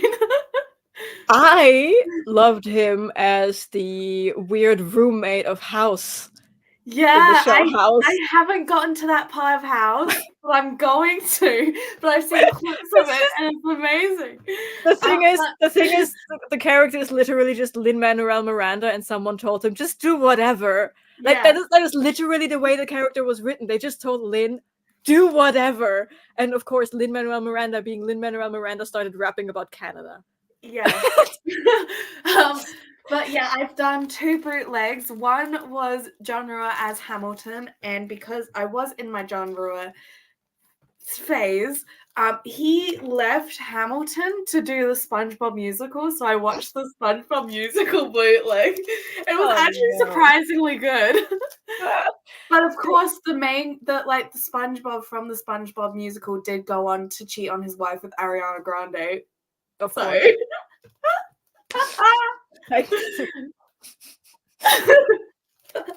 Yeah.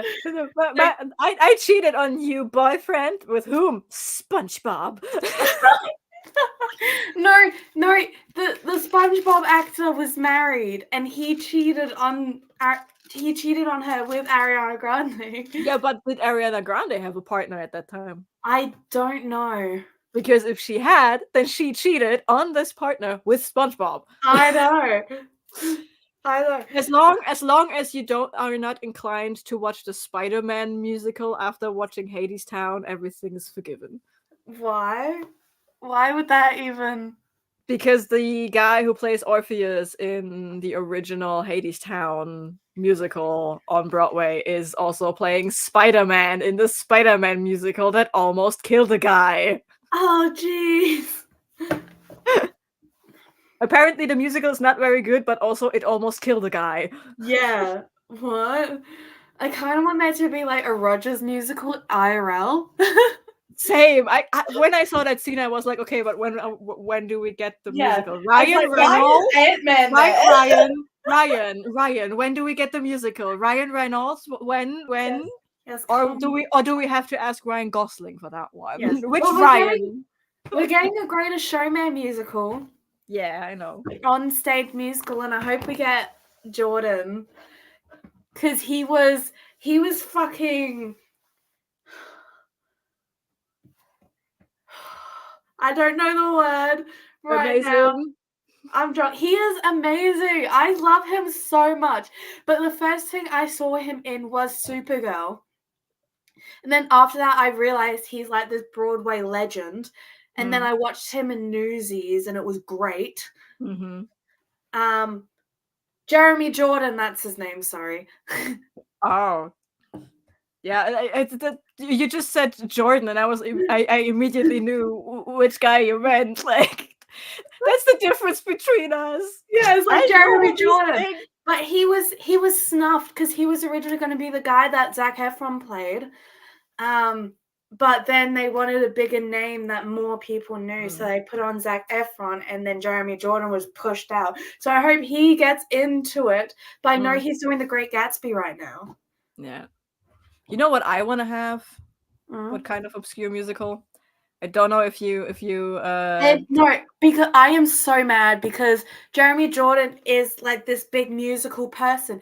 He does not sing in the Flash Supergirl crossover musical. What? He does not. It is Grant Gustin, and it is Kara's voice, Kara's actor that Let sings. people sing. Ah. I They don't need to let think so. people It's sing. been years since I last watched it. I don't think he sings because he's barely in the episode. They need to let people sing, man. Yeah. It's like you have this Broadway legend on your show, on your musical episode. There is one thing though, like there are two things.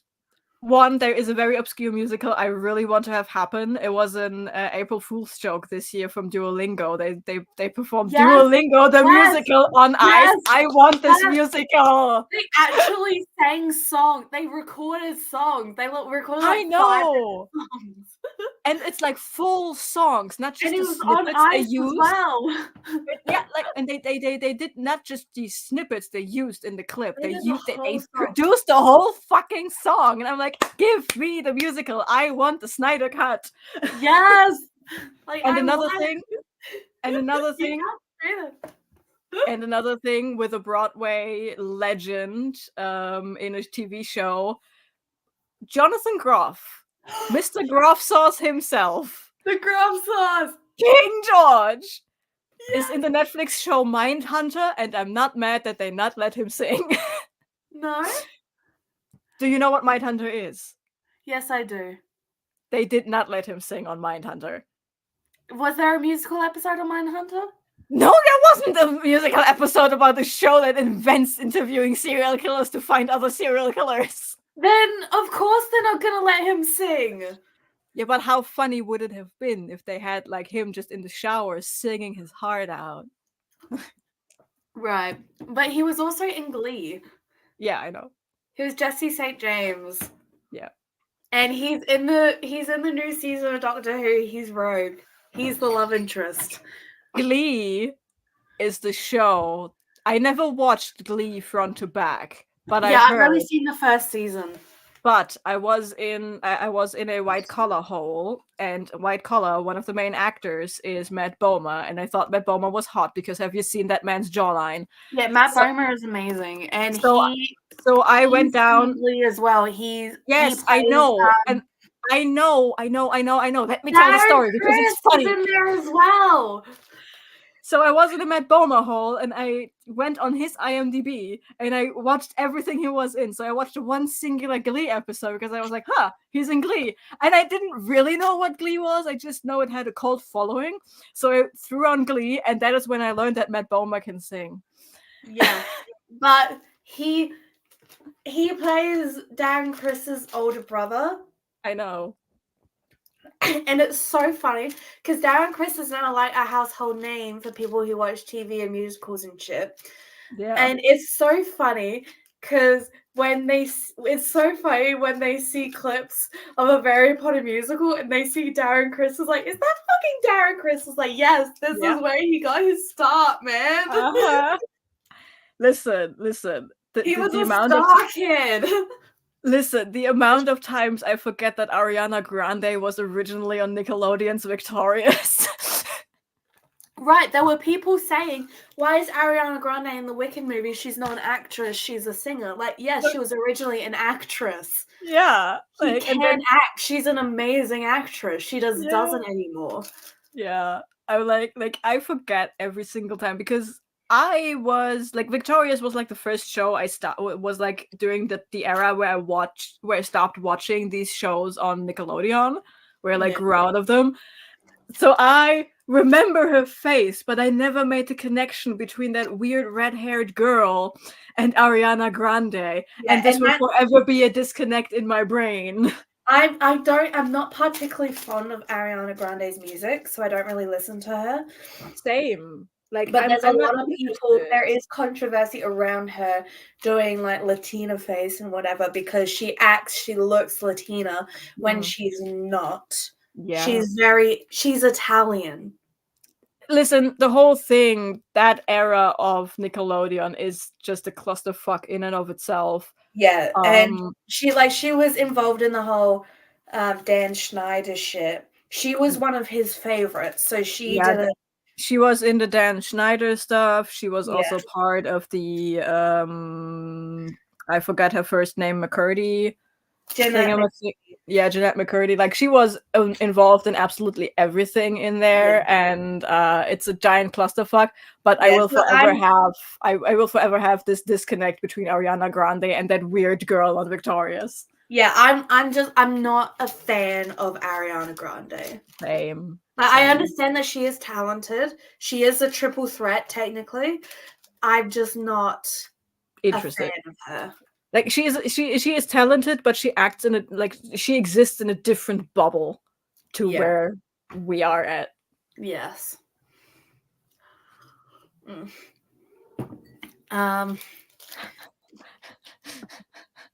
Okay, but consider there would actually be a Mindhunter musical episode. I'm not saying no. I actually think that would be genius. We're not connecting anything. Huh? No more shows. We can't even add that. There's no connection other than we technically could say this is the origin story of the BAU in Criminal Minds, but Mindhunter is so slow and boring, honestly. No, because there's already an intro to the BAU in Criminal Minds, and it was started by Rossi. I know. It was started by Gideon. Yeah, Rossi and Gideon in a cellar somewhere, not by King George Esquire. Like I will never not be mad that they killed Gideon instead of bringing him back for an episode. But I understand why Mandy Patinkin left, because he didn't like the gore and shit of it. Yeah. He didn't realize it was going to be that bad when he started it. Yeah. So imagine him being on Suspect Behavior, the gory and edgy little brother. Yeah. So I'm so glad he did that, because it was messing with his mental health and stuff. Yeah. But it would have been cool. And we lost the James Goals. Sad. We didn't enough jazz hands to do it. Cool to have him back for an episode. Fuck off. Yes, okay. Hi, hello, you're back. We can hear you torturing your microphone with the flag. Kirsty!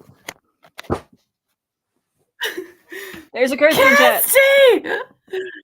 There is a Kirsty in chat. Hi, how are you doing? Frozen James. How's your head, Kirsty? How's your head? Hi. How are you doing? How are you? How's your head? Why is James getting his computer up in the Because he was frozen. Because he was frozen and we had to unstuck the ice. I was smacking it to get it to work again. Good Australian whack. You don't have a stick, so have a plastic flag instead. My head is fucked. I woke up 15 minutes ago. I'm so sorry, Kirsty. Get well soon. Tell your migraine to fuck off. Yes. I hope you feel better soon. Lev, I didn't cry when Gideon was killed, but I was like, that is so left field. Why would they do that? Right. And it was like an old case, so that we have the flashbacks from Rossi and Gideon starting the BAU to the current day BAU. And I was like, why would you do that?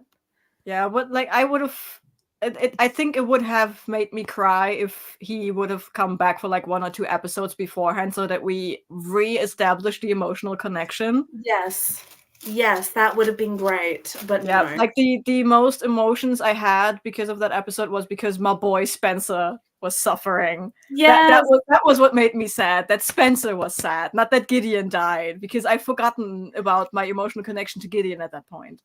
Gideon, Criminal Minds, yes, let's talk that shit show. Especially the new seasons. I haven't seen the new seasons. I have watched 2 episodes and it was so slow and boring. I stopped watching it. I know, like, I take Criminal Minds Evolution as a sign that it was a good decision to never have too big of an overarching story arc in Criminal Minds. because Yes. they just can't do it. No, I like the episodic ones with like sprinkles of it Yeah. in, like the body parts that when Jennifer Love Hewitt was in it. Yeah, I'm also That a was big. interesting. I'm a because big. it wasn't part of every single episode. It was only part of a couple episodes. I'm also a big fan of the Mr. Scratch storyline, just because he always comes back and fucks shit up yet again. Yeah, that was really we're making the guy, like we're making the Mr. Scratch thing an actual demon. Yes. And the guy that was like murdering people is the one that's summoning the demon. So that's not actually hallucinations, it's an actual demon. And that Sam and Dean like followed them through the case. And Kevin is just sitting down in IT, be like, I recognize this. Oh God, I recognize this. Oh, Should I tell them about it? Should I tell them what this is? But he's do like, I need to call Buffy? What am I doing here? Buffy! Do you think Kevin knows about Sam and Dean?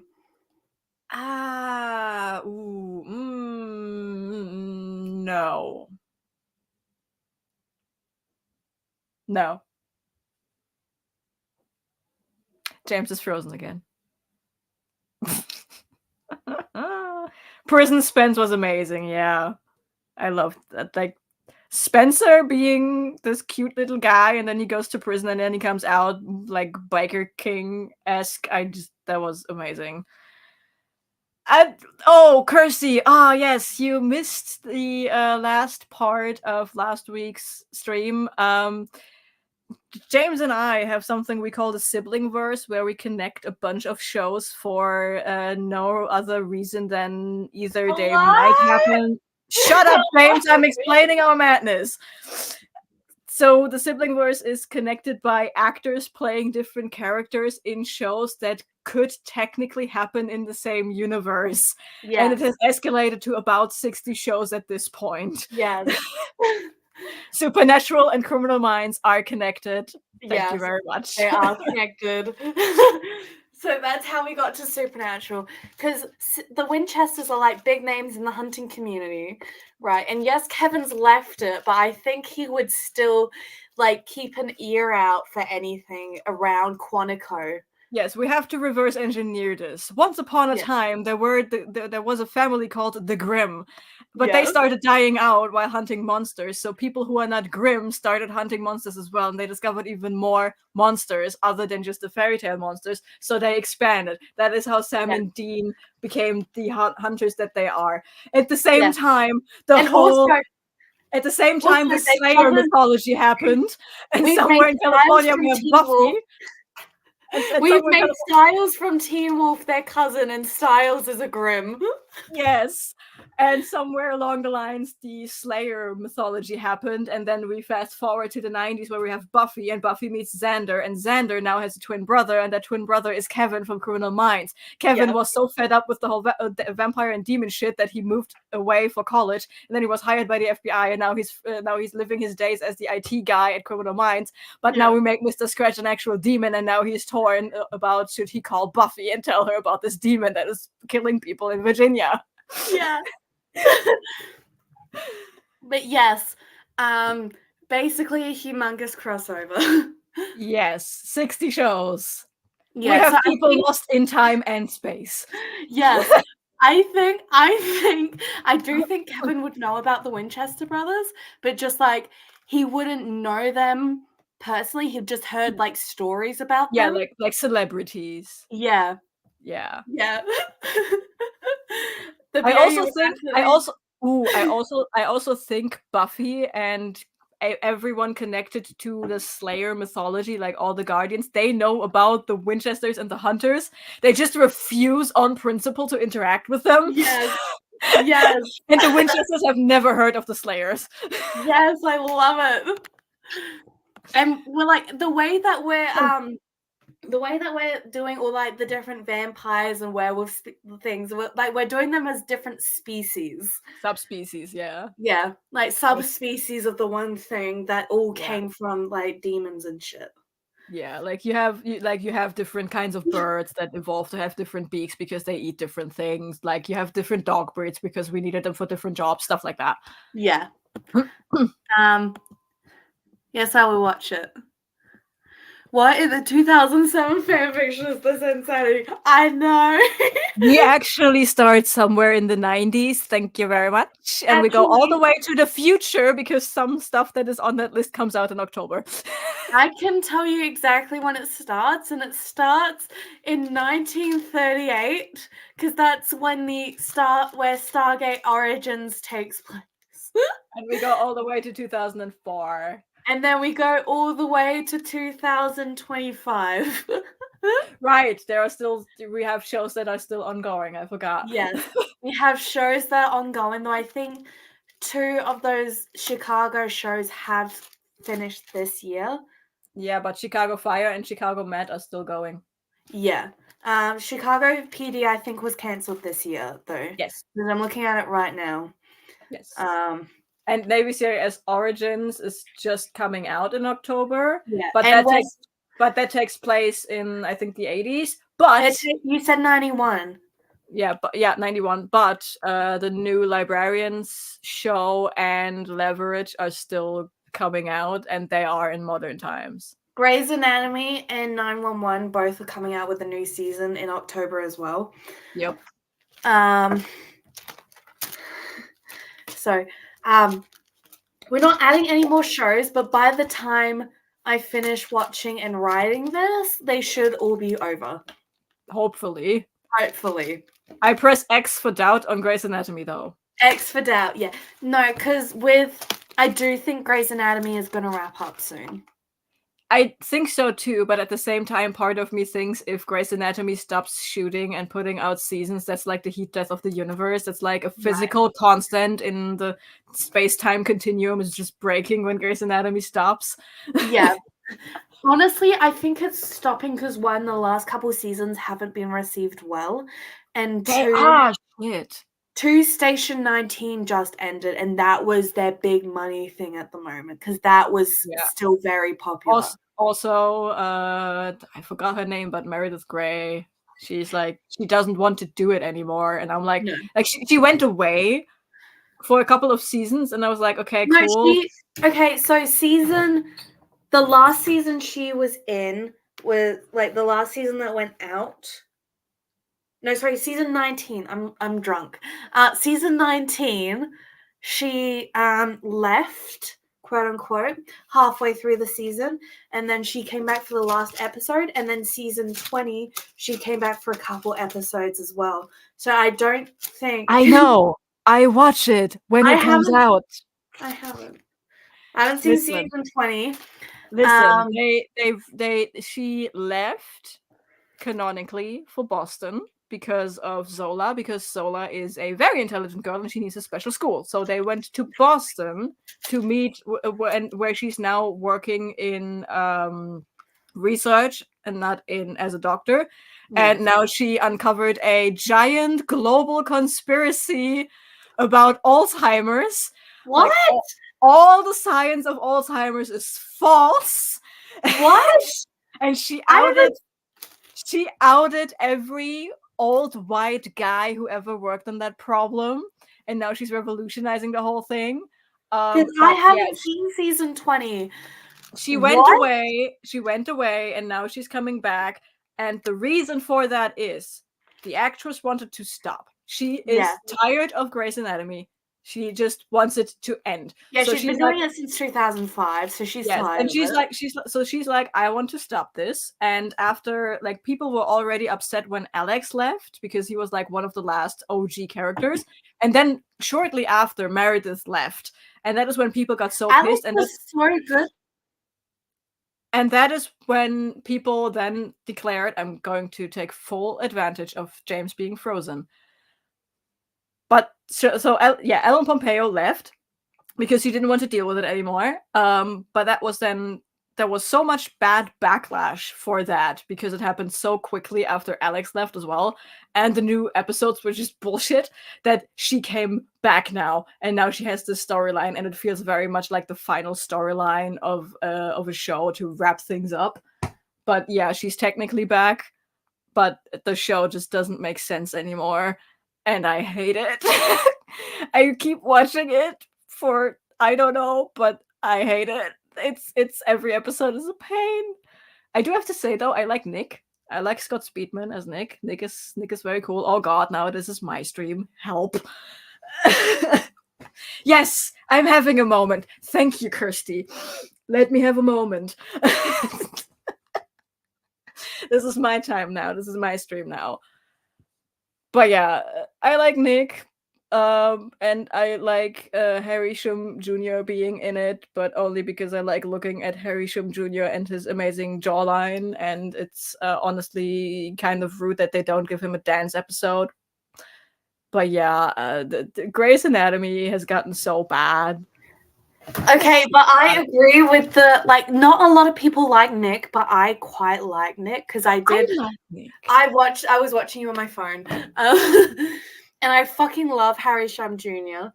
Yeah, same. But the problem is the rest of the show is bullshit at this point. Yeah, like it does feel like because Kwan's actor, this is her last season. This is Levi's last season. It feels like with the Alzheimer's, it's kind of coming full circle with her mum's story. That's why it feels like we're gonna only get like 1 or 2 more seasons, and then that's why I said the storyline feels very much like the big thing at the end of a show, because it has this circle back moment, and I'm pretty sure we get the fictional cure for Alzheimer's by the end of the show. Just to wrap but yes, Grey's Anatomy is still going on. Yep, 20 plus seasons. It's been getting more and more bad views for about 11 years now, and they just keep going. Absolutely. Yeah. Like, as soon as both Christina and Derek left, everything started going to shit. Unpopular opinion. That's what most people think. I did like it. I do like it. I do like the new. I fucking love Lucas Adams. He is my baby boy. And I do like that in season 19 it had him saying, it's a beautiful day to save lives, because that's his uncle. He loved his uncle. You can keep him if I get to keep Nick. Yes, you can do that. I love my flag fell. No. Where is you? But yeah, same Kirsty. I never liked Derek. I was so glad when he left. I love the expression "twat waffle douche." That is pretty accurate. Yes. I was so heartbroken about Mark though. Mark was my bae. Mark was my okay. Mark was a better person than Derek ever was. Yes. But he I was mad that he died, but they gave him a beautiful, beautiful ending. Mark got a really good exit. They did give him a beautiful ending. I am mad that Meredith didn't call Amelia, but I understand why she didn't. Because she was grieving. Her mind was nothing at that point, because the love of her life had just died. Yeah. So she wasn't even thinking about anything else but, hey, my husband's dead. Yeah. And I also understand Amelia's reaction to it. Yeah. So I actually enjoyed like the first, I would say 3 seasons after Derek died. I think for me, the show started to really decay when the whole tango about Chief started, and we had the whole Richard and Miranda. I think Richard should have left so many years ago. I do not like Richard as a character. The thing is, I like Richard as a character. The problem is, you can tell that the actor is getting old, and therefore the character should be getting old. Yeah. And therefore that character should retire, period. Literally, season 1, there was a retirement around so what is he doing here 20 years later? What is he doing here? He needs to go. I do not like Richard. I don't like Richard. I never cared about him. I He's never so- cared about him until I started to care, and the problem is I care about him in a very negative way because he is in the way. All of the scenes he has now feel like we have this actor on contract, we have to do something with him. Yeah. But like he doesn't do But anything. Okay, him and Catherine, that is the most toxic relationship I have ever seen on TV be portrayed as being a healthy one. But it is not. And Catherine fucking sucks. She was I okay hate in the Catherine. beginning, but after she got her cancer diagnosis and that whole thing, it just went downhill so fast. And I saw the fucking the trailer for, like, the teaser trailer for the new season, and Bailey just fucking smacks her, and I'm so here for it. Yes. You know who I also don't like, and I'm glad she's gone? I even forgot her name because I hated her so much. Arizona. Yeah, yeah, no, Arizona was so bad. I remember her name. No, this is the red hair, the red hair that is marrying and not marrying Jackson. Owen's little pet I love project. April. No, I loved April until she went to war with Owen.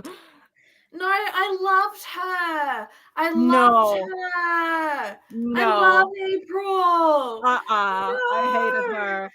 I hated her. Okay, look. Okay, we both have our own support redheads. You have Owen, I have April. But yeah, I did not Yes, like April. this was it. And do not come for April. April is amazing. I hate her. She and Jackson needed two very different things in that. They should have. Yes, she did disregard his grief in such a crappy way, but she also couldn't be in the hospital that she lost her son in. And I'm sorry, but it is a very different experience with the mother and the father. I know. Because the mother, April had to birth him, despite being dead. Yes, this is not the issue I have with April. My issues with April started earlier. In fact, See, I didn't like her in the beginning, but then she got her character development. I was on board with the whole crisis of faith she had as a doctor in the beginning. But then, like, coming back to it, like the second she grows a spine, something just robbed me. It rubbed me the wrong way. I don't know why. I can't put the finger on it. But the second she gets assertive, like, I was happy when she found her passion for emergency medicine. I was happy for her. I fucking love that ambulance scene, man. Something at some point just switched and I started to not like her. I know Owen is the most toxic character on this show. Let me have my candy. Yeah, Owen is Jonah's favorite. I cannot stand Owen. Owen is my toxic trait. My toxic trait is that I like Owen. The second he came onto the show, because he was in episode 1 of season 5, and then he was in episode, I believe, 4. He wasn't in a couple episodes, and then he came back as a doctor, and he just completely disregarded Christina and the moment that they had, because, oh, I'm a new person now. It's after Iraq. It's like, okay, you could still say, hey, whatever. I know. Still doesn't excuse the way she treated Jackson. She literally told him she didn't care about his grief. I know she birthed the baby, but Jackson watched his son die and wiped grief through all of that. Yeah, I understand that. And I do think that is a shitty thing that April did. But I do... And yes, the dad is so often overlooked and shit like this. James. But April is my special baby, and you do not talk bad about her. Okay, but hear me out, because you are watching ER. It happens to John. And they acknowledge John's grief. What? You are very far away from it. You will have forgotten. You will have forgotten. You will have forgotten by the point you get to it. but ER did it before Grey's Anatomy, and they did it right. So Okay, Grey's but Anatomy ER doing seems to it be the way, doing everything, like all their storylines right at the moment, though. huh? ER seems to be doing all their storylines right at the moment, though. Yeah. Like Green's divorce, I forget his fucking name, but the black dude's baby. Benton. Benton, yes. The whole hit, like the fucking his doctor, it's been a while since I've watched ER, so I've forgotten everyone's name. You can But describe them. the blonde doctor, the blonde girl doctor that did the circumcision on his baby Yes. without the consent of both parents Yes. is Was her name Amanda? Was it Amanda? I have her face in my head. Yes. yeah, it's just that he said he didn't want his son to be circumcised, and something like that, mutilation like that, has to have the consent of both parents. But the mother went behind his back to a doctor she knew was not close with Benton to do it without his consent. And circumcision is mutilation. It is genital mutilation. There is no medical purpose for a circumcision to happen. Right there with you. Yes, yes, I know. I know you love April, but you can still acknowledge when she does bad things. I'm like that with Christine and Lexi. I ignore them, but I can absolutely accept when things they did were not okay. And I understand that April, that entire thing was done so badly by the show. And Jackson going immediately to dating his stepsister after that. Everything just- about that storyline was just fucking insane. Yeah, I've considered watching ER, but not sure where I can get it without paying even more to greedy corporations and their unnecessary streams. I'm watching it on both bs.whatever and sflix.2. Yeah. Do you mind the legal gray area, the yarhar diddly dee area of the internet, Kirsty? Because if not, I can literally send you links where you can watch it. Also, who are you, Lost Signals? You just came in and started talking. But they were here before. I saw a couple of comments. You just skipped them, and I can't highlight shit on here. I'm drunk. It's fair. Who are you, Lost Signals? I don't know who Tell us you about are. you. Dox yourself. In his defense, he didn't know about Maggie. No, okay, he did know about Maggie because Richard and Catherine were already dating when they got together.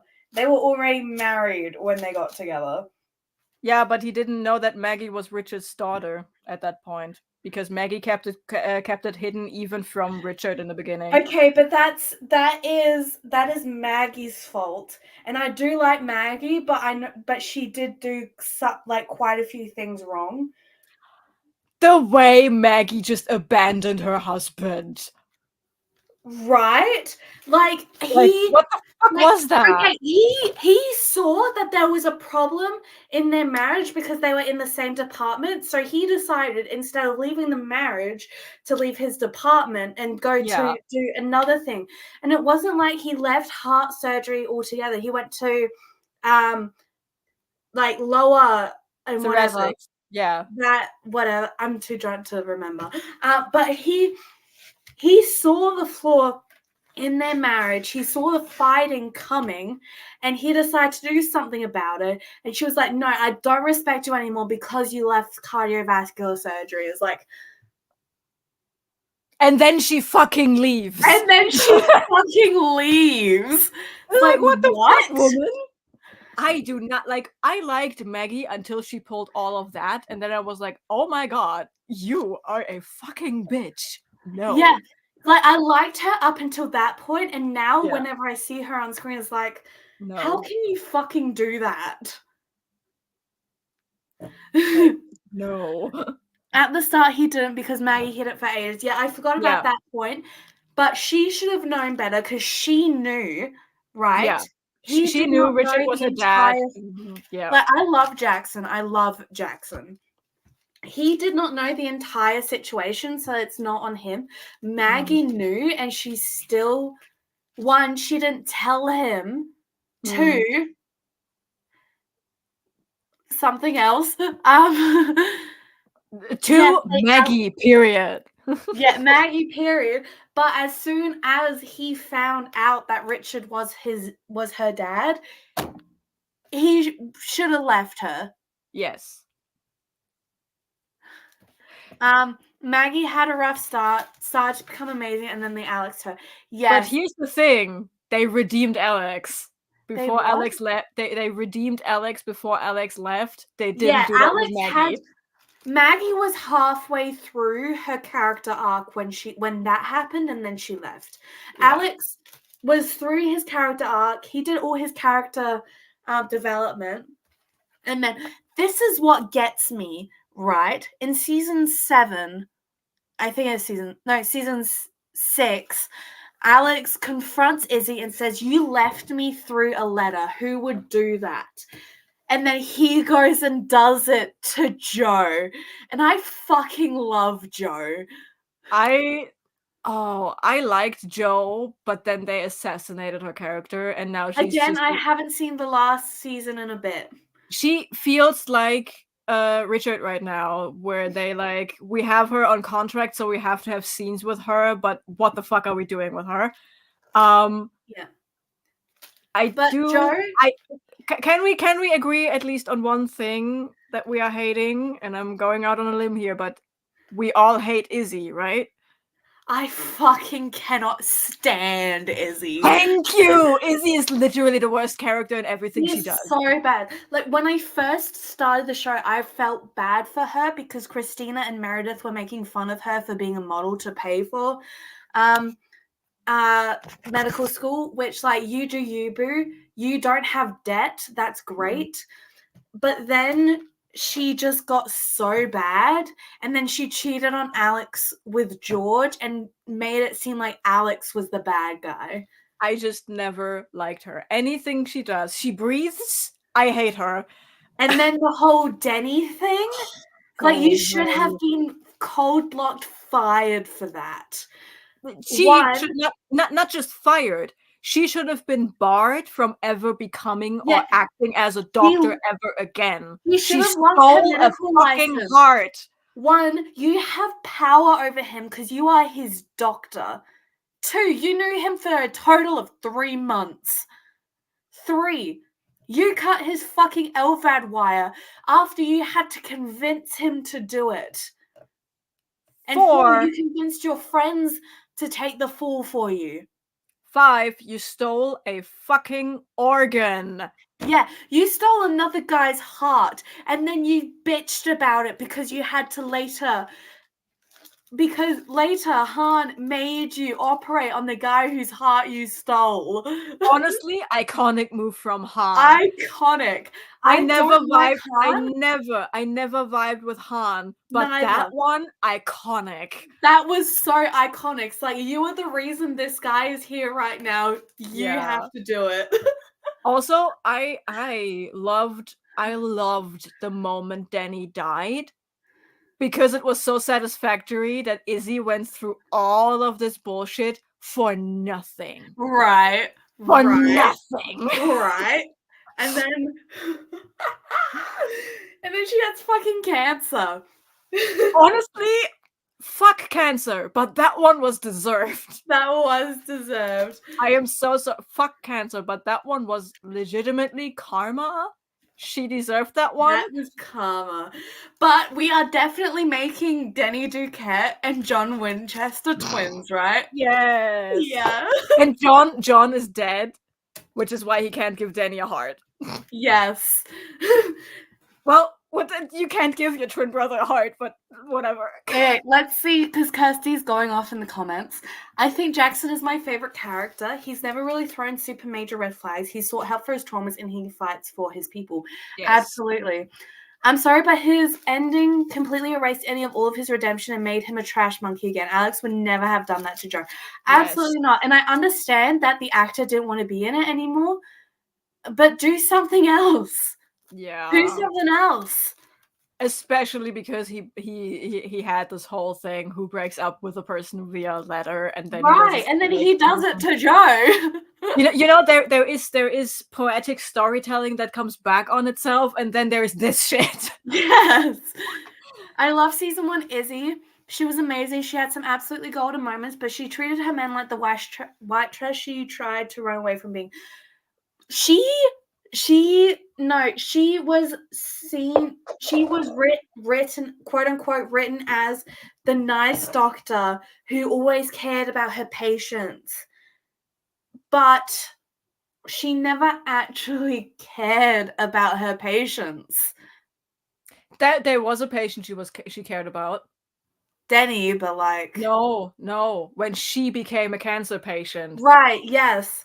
But Like before that she had a moral high ground over the rest of them because she was like, oh, I actually care about the patients. I don't actually just want them for surgical hours and shit. But like the reason you are a doctor is not to one, be their friend, but to two, make them better. Mm-hmm. But she was more preoccupied in becoming their friend than being their primary health giver. But like the second she became the patient, she was like, her selfishness just exploded. Mm-hmm. So Meredith, you and Derek need to have a massive wedding because I'm not going to be able to have a wedding. yeah. Even though Meredith, from day one, has said she doesn't want a wedding. She wants to get married in the courthouse. Yeah. I was like, I hate I love Izzy her so and much. Denny, but she should have been in jail for her actions. I did not like her and Denny. Yeah, Denny was definitely taken advantage of by Izzy. Like seasons 1, 2, and 3 take place over 1 year. Izzy and Denny knew each other for a max 3 months. What is going on in these shows? A lot. So much. You have 20 years to catch up on, man. Han was disliked because she stood up for the right thing. Make that make sense. I don't like that Han left because Callie didn't see their like lesbian awakening in the same light as she did. Yeah. I never really cared about Han. I was iffy about her attitude, like the way she delivered. Like I like her character, amazing. Yeah, her character was stunning. Like, but the delivery and some interactions with other characters is like, it just icked me the wrong way. Like you can't be this. You can be this competent without being this much of an asshole. Yeah. E. Bailey. It is iconic that Izzy she made Izzy help the patient she stole the heart from. Peak moment. My other take, George was the best doctor of them all and had the best patient care, but he was absolute trash in every other way and toxic AF. He did not appreciate the queen he married. He did not. He was the best doctor because in an emergency, he was the only one that was able to step up. A la the heart in an elevator. Alex froze up. Christina stabbed someone else when she was made lead. Yeah. Because they were all of it. Meredith knew she wasn't the doctor she could have been. Yeah, but honestly... But George was so bad. After he raped Meredith and made it seem like she was the bad person, that was just when it all left. But his death did hit the most for me because it was the first one in the show. Here's the thing, though. I think George's story arc was wrapped up perfectly.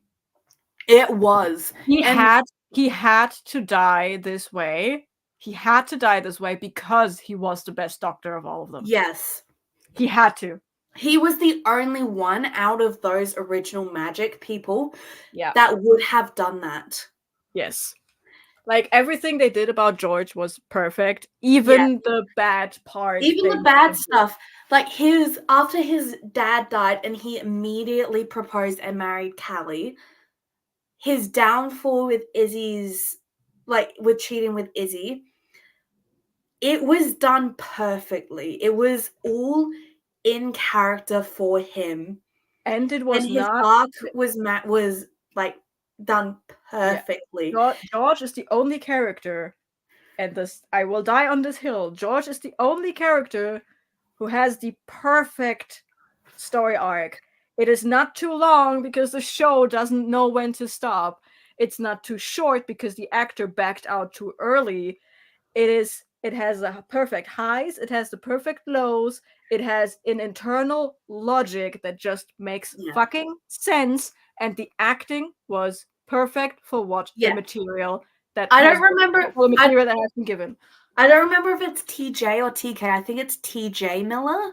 I don't know. I just know he was bullied off set. He was bullied by Isaiah Washington, and that's why Isaiah left when he did. Yeah.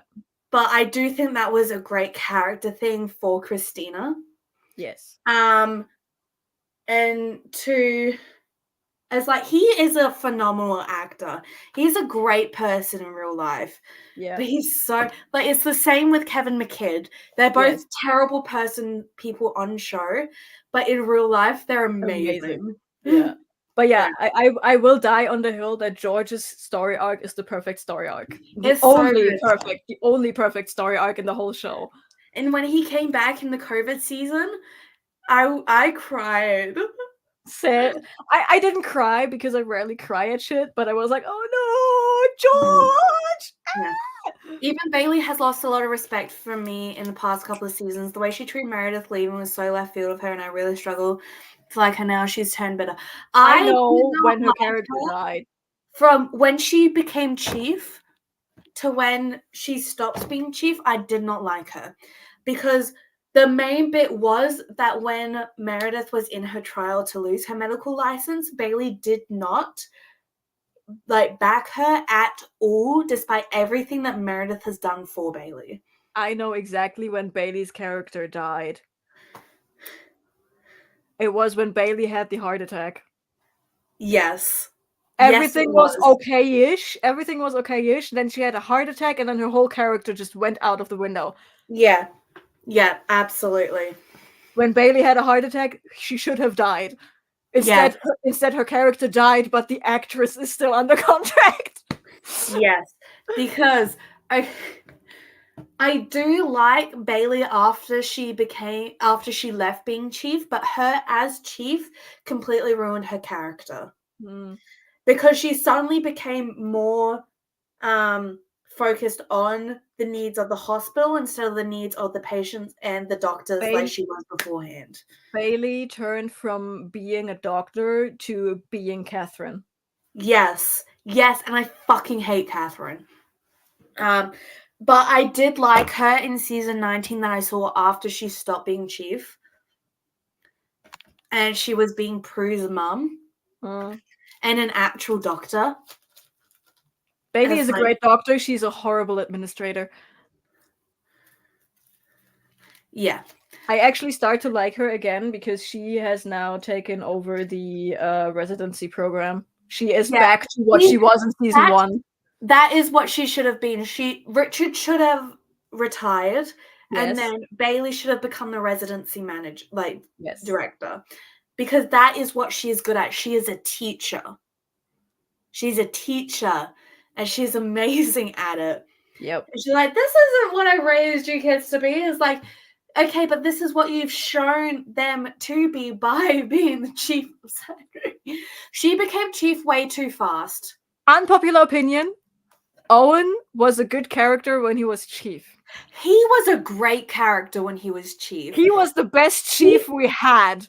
He was the best chief we have had. Okay, Alex was a close second, but he didn't have time to actually make the major changes he should have been able to do. Yeah. Owen was an amazing chief, right?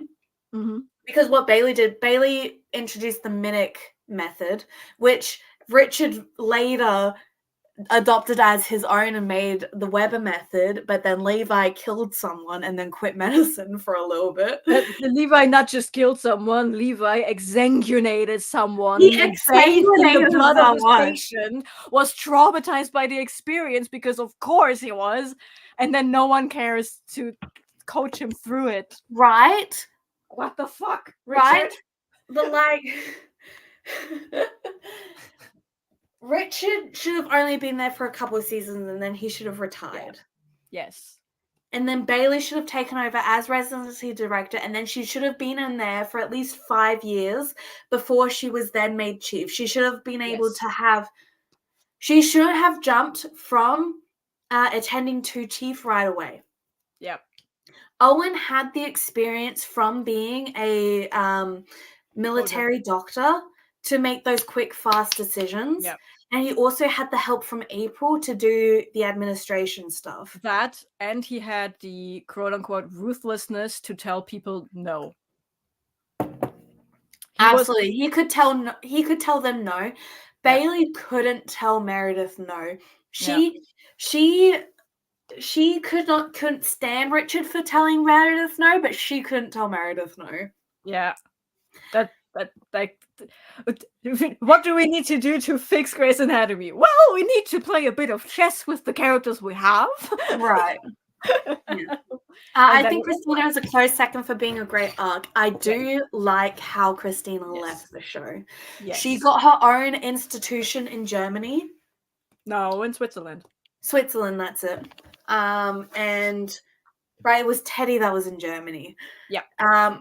And like even the whole Burke thing was closed out, which is great because that was going to be something that just hung over her forever. But the whole Burke thing changed as well.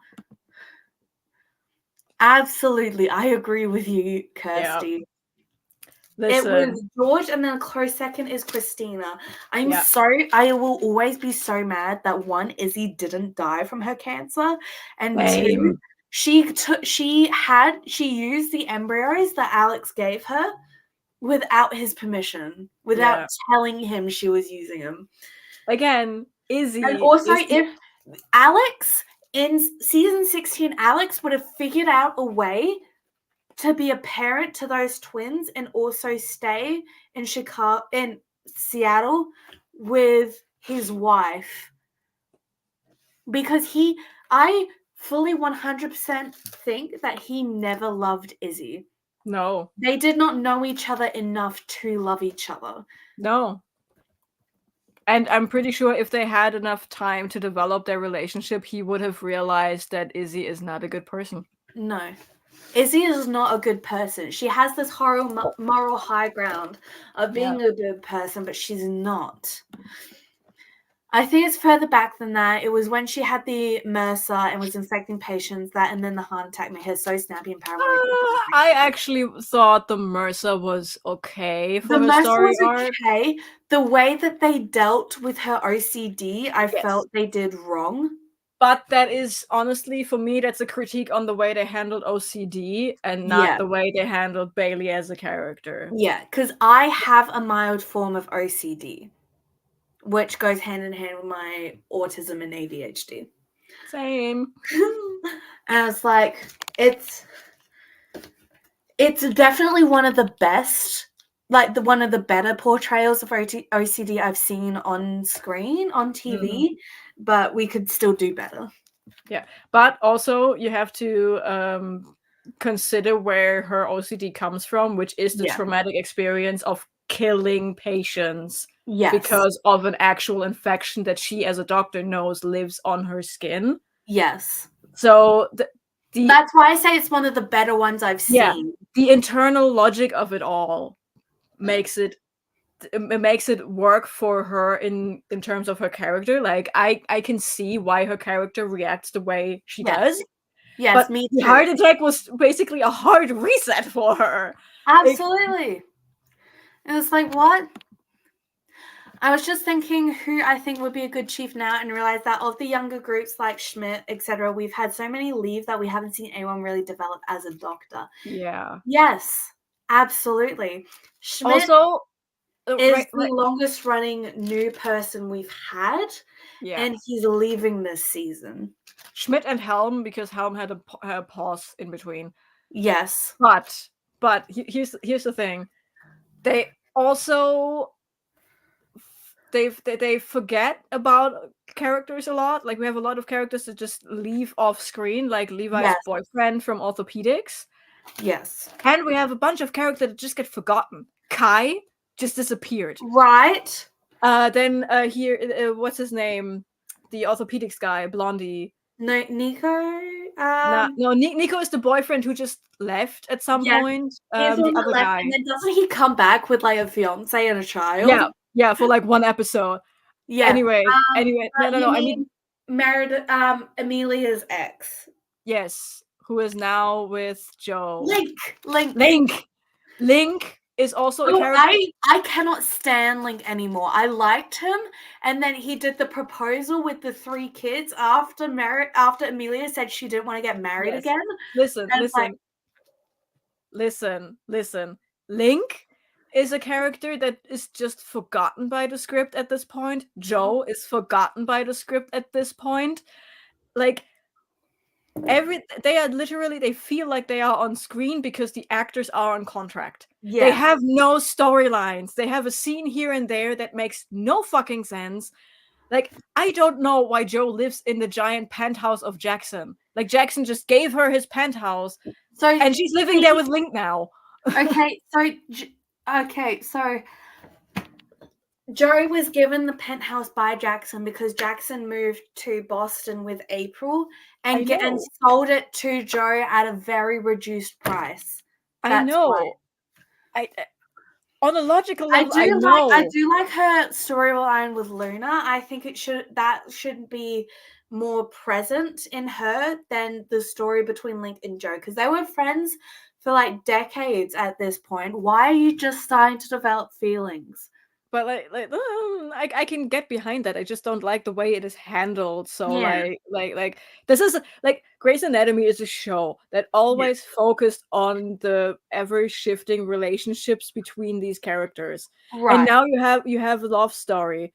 Why are you not focusing on that? Because you have established characters that people like, and they fall in love with each other, and they have all these connections to other characters. So why is their story such a footnote compared to, I don't know, the new guys fucking shit up because they are like at the bottom of the barrel of the residents? Like, why do you focus on these new people no one knows, and you are not developing, instead of the old people, the old characters that we have and love and that makes sense to us? Like I love Joe, and I haven't seen the last season and a half, so I can't tell you about my thoughts about that. But nothing is happening. I've seen a clip or 2 on TikTok, and I saw that she's pregnant with Link's kid, and as soon as I saw that, I was like, ew. Ew.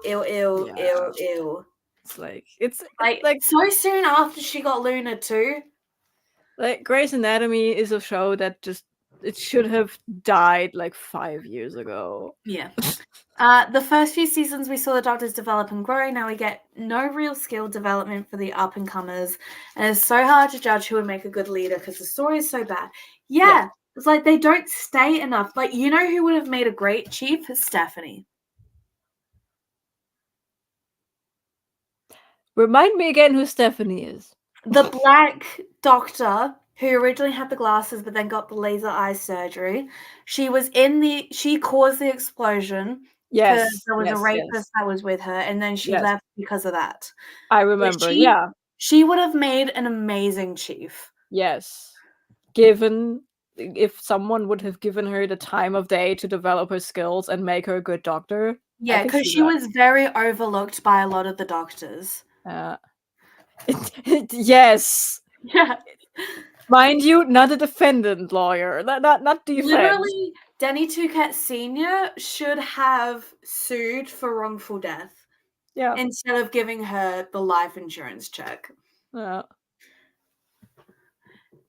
And they changed in COVID times. They changed the Denny Touquette clinic to the COVID clinic. So it's not even around anymore. Yeah. No, I didn't say about the OCD because, yes, I agree with everything with that. I was referring to her outside of that and how selfish she became with Ben and the heart attack. She treated him bad. Absolutely. She treated the heart attack and all of that as being Ben's fault for being a fireman Yeah. firefighter, which he's no longer anymore. He leaves to become a doctor in season 21 Also, because the show also, ends.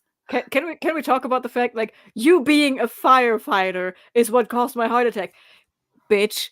What about the fact that you try to be a chief of a major hospital and a doctor and a teacher and a mom at the same time? Ever heard of the concept of Right. burnout? Like, at some point, you've got to admit that you have too much on your plate, and it ended up being the meds being the wrong, Yeah, like, whatever. yeah. It's like, ugh. Cross. I miss the old days when actors were in for the long haul and willing to stick around for full character arcs. Me too, but I also think that's Grey's Anatomy not being able to admit when they have a likable character. That, but also, I miss the times where writers' rooms were able to write character arcs that could build upon each other, so that you have an actor for 3 seasons, you can make a fully developed character arc, but then you realize you have the same actor for another 3 seasons, you can then expand on that character development with another arc. Right. It's almost like the actors are given season by season contracts instead of 3 or 4 year contracts. It's also as if studios decide later and later and later in the season if they want to renew the season, and no one knows if they still have a job next year. Right. It's like everyone with 911, everyone was so surprised that season 8 was like, it was renewed for a season 8 so fast. But literally most of them knew before the season even started that they were getting a next season. And then you have the opposite of that, the Lucifer cast.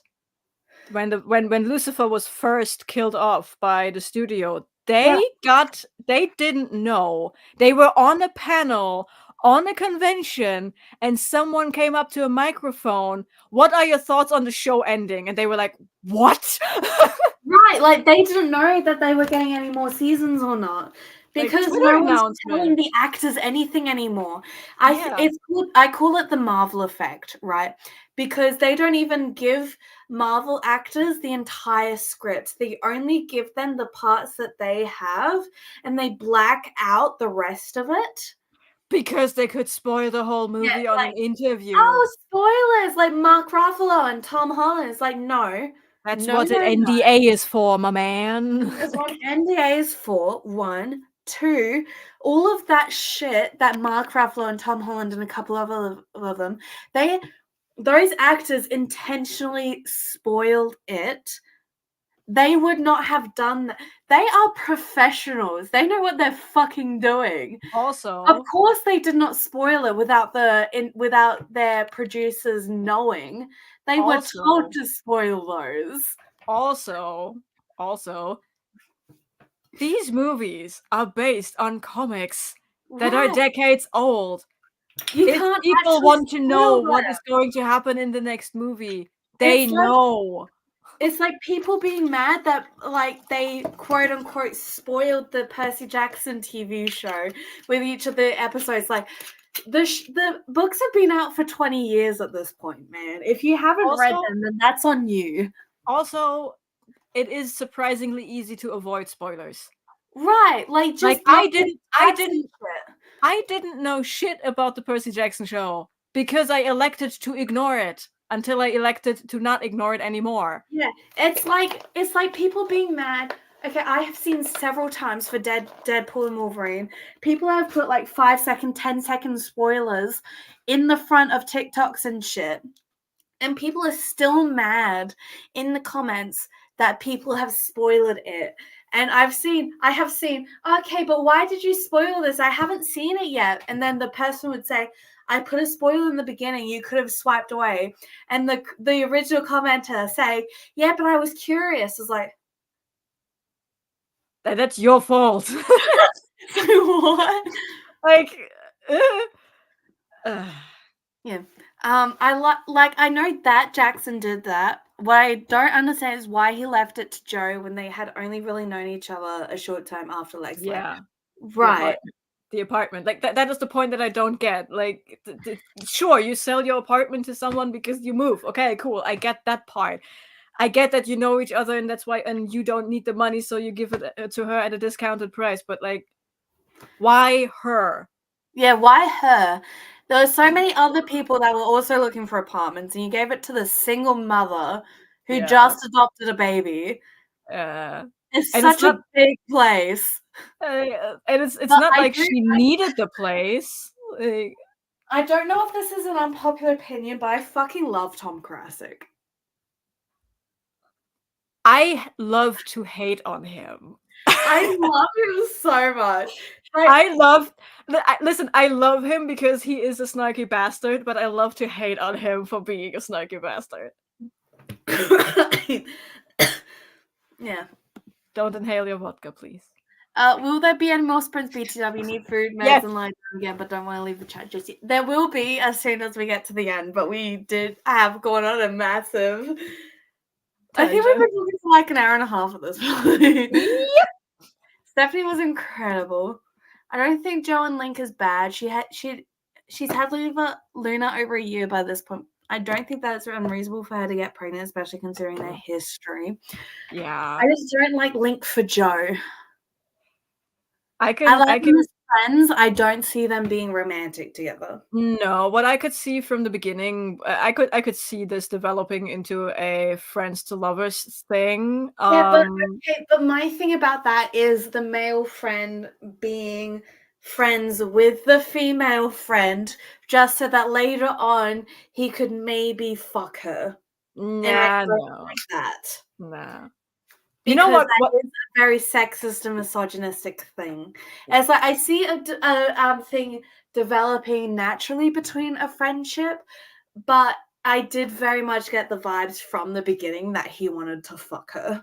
Well, And I hate wasn't. that it ended up being like that.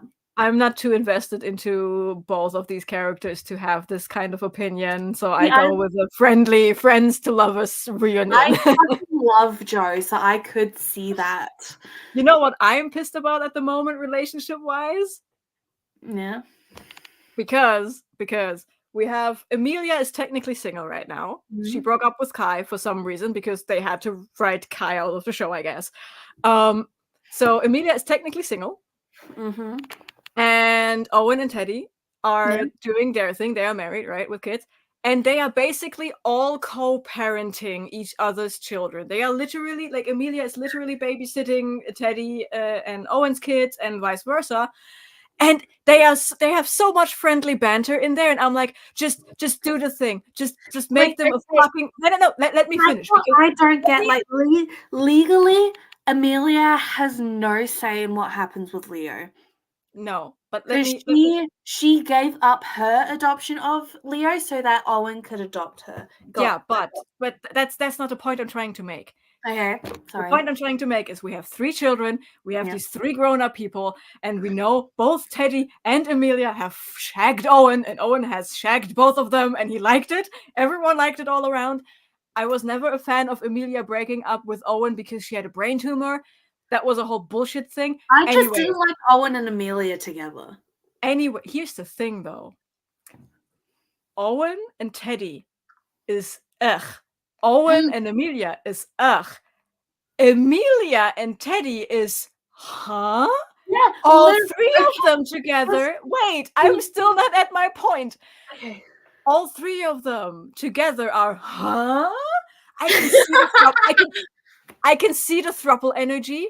The Yes. problem is they so very obviously invited. They put in a new pediatrics chief of pediatrics, and she is so much written into this as the new love interest for Amelia. It is painful to watch how obvious it is. And every episode I sat there and said, "Don't do this. Give me the throuple." I absolutely hate it when new characters are introduced as love interests because Yes. it just gives away their agency. Yep. But I cannot stand Owen. I liked Teddy the first time she was on the show. I didn't like her the second time she was on the show. Yeah. Because it just took away every single bit of character development that she had in the first part to the second part. So yes, they could have had that one night stand, but then Teddy should have realized that Owen is like this toxic person and really only wanted her because he knew her. She was familiar to him. Yeah. They could still have their kid, but they could still do it apart. And then Teddy and Amelia, who did have chemistry the first time they were on the show together, could get together, and Owen You know what could I be need? there. Because You I know what? loved Henry, and I cried when Henry died. Yes. Oh my god, yes. That Henry was amazing, and it did so much for her development. And then Teddy and Henry is the good version of Izzy and Danny. yes, because Izzy always had selfish intentions with Denny. Teddy did not have selfish intentions with Henry, because No. all Teddy wanted to do was give Henry healthcare so that Henry could get his Yeah. healthcare. And That was all Henry she wanted to do, and they ended up falling in love. actually had agency because he had a brain cell. Right. Yes. He was like, Denny, okay, we're doing this for my health. And then he was like, as a thank you, he was nice to Teddy. And that's when something bloomed. The relationship came after. Teddy literally went on dates and then made fun of those dates with Henry. Henry Yeah. was fine with it until he realized he had feelings for her. And that was the Yeah. exact same time that Teddy realized she had feelings for Henry. Teddy and Henry has medical first, relationship later. Izzy and Danny had relationship first, and medical is a problem we need to solve to have this relationship. Also, the Teddy and Henry happened over 2 years, Yeah. and Izzy and Danny happened over 3 months. Yes. Anyways, I just wanted to say I want my toxic throuple between Teddy, Amelia, and Owen. Fair. That is fair. That is fair. I need another Kelly, Mark, and Arizona situation, but Yeah. Owen is Arizona in this scenario. I do not like Arizona, and I just hate what she did with Yeah. Sophia. Yeah. Arizona, I think I said this last week, but Arizona treated Mark like a babysitter instead of the father. Yes. And I hate that for her. Okay, I love that we are split on everything except our hate for Izzy and Arizona.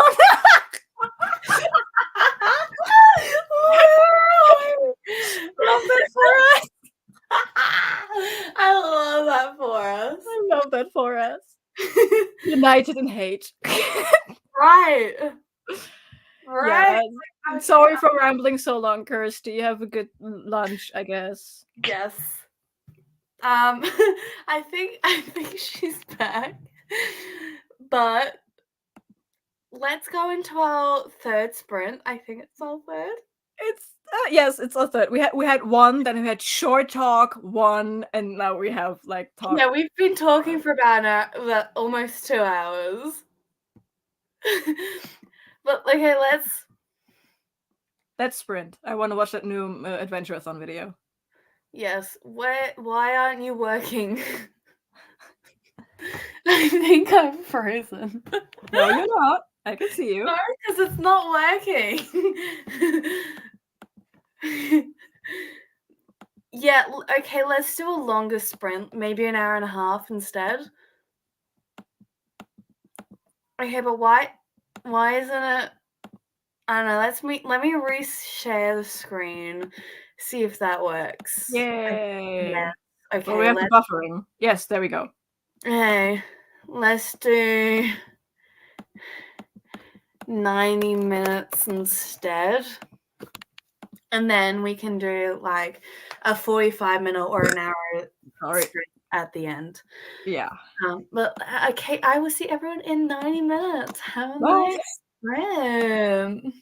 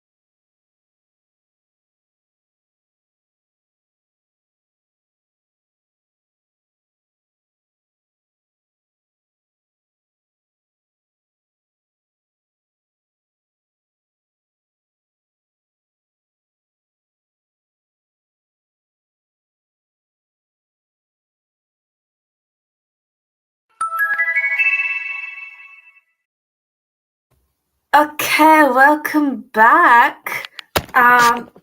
Couple things. I had some more food. I had McDonald's. I'm also stopping drinking. Hello. Like this is my cup with my alcohol in it. I am putting it behind my laptop, and some of it's spilled.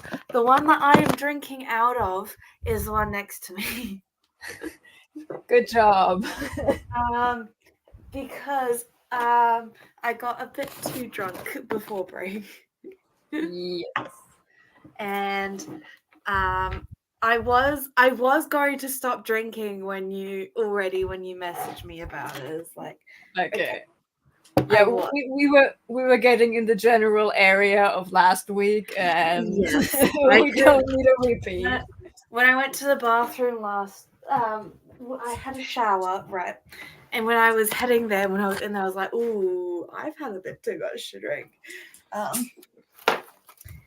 But another thing, half of my McDonald's Coke was dripped out of my cup. What the fuck? I know. So I only have half of it because the rest of it was in the bag. That's So I very just rude. poured it into another glass because this is the glass I'm going to drink my Coke out of. Okay. I do have Coke. And I finished that pack episode. I also had a little nap while I was waiting for my McDonald's.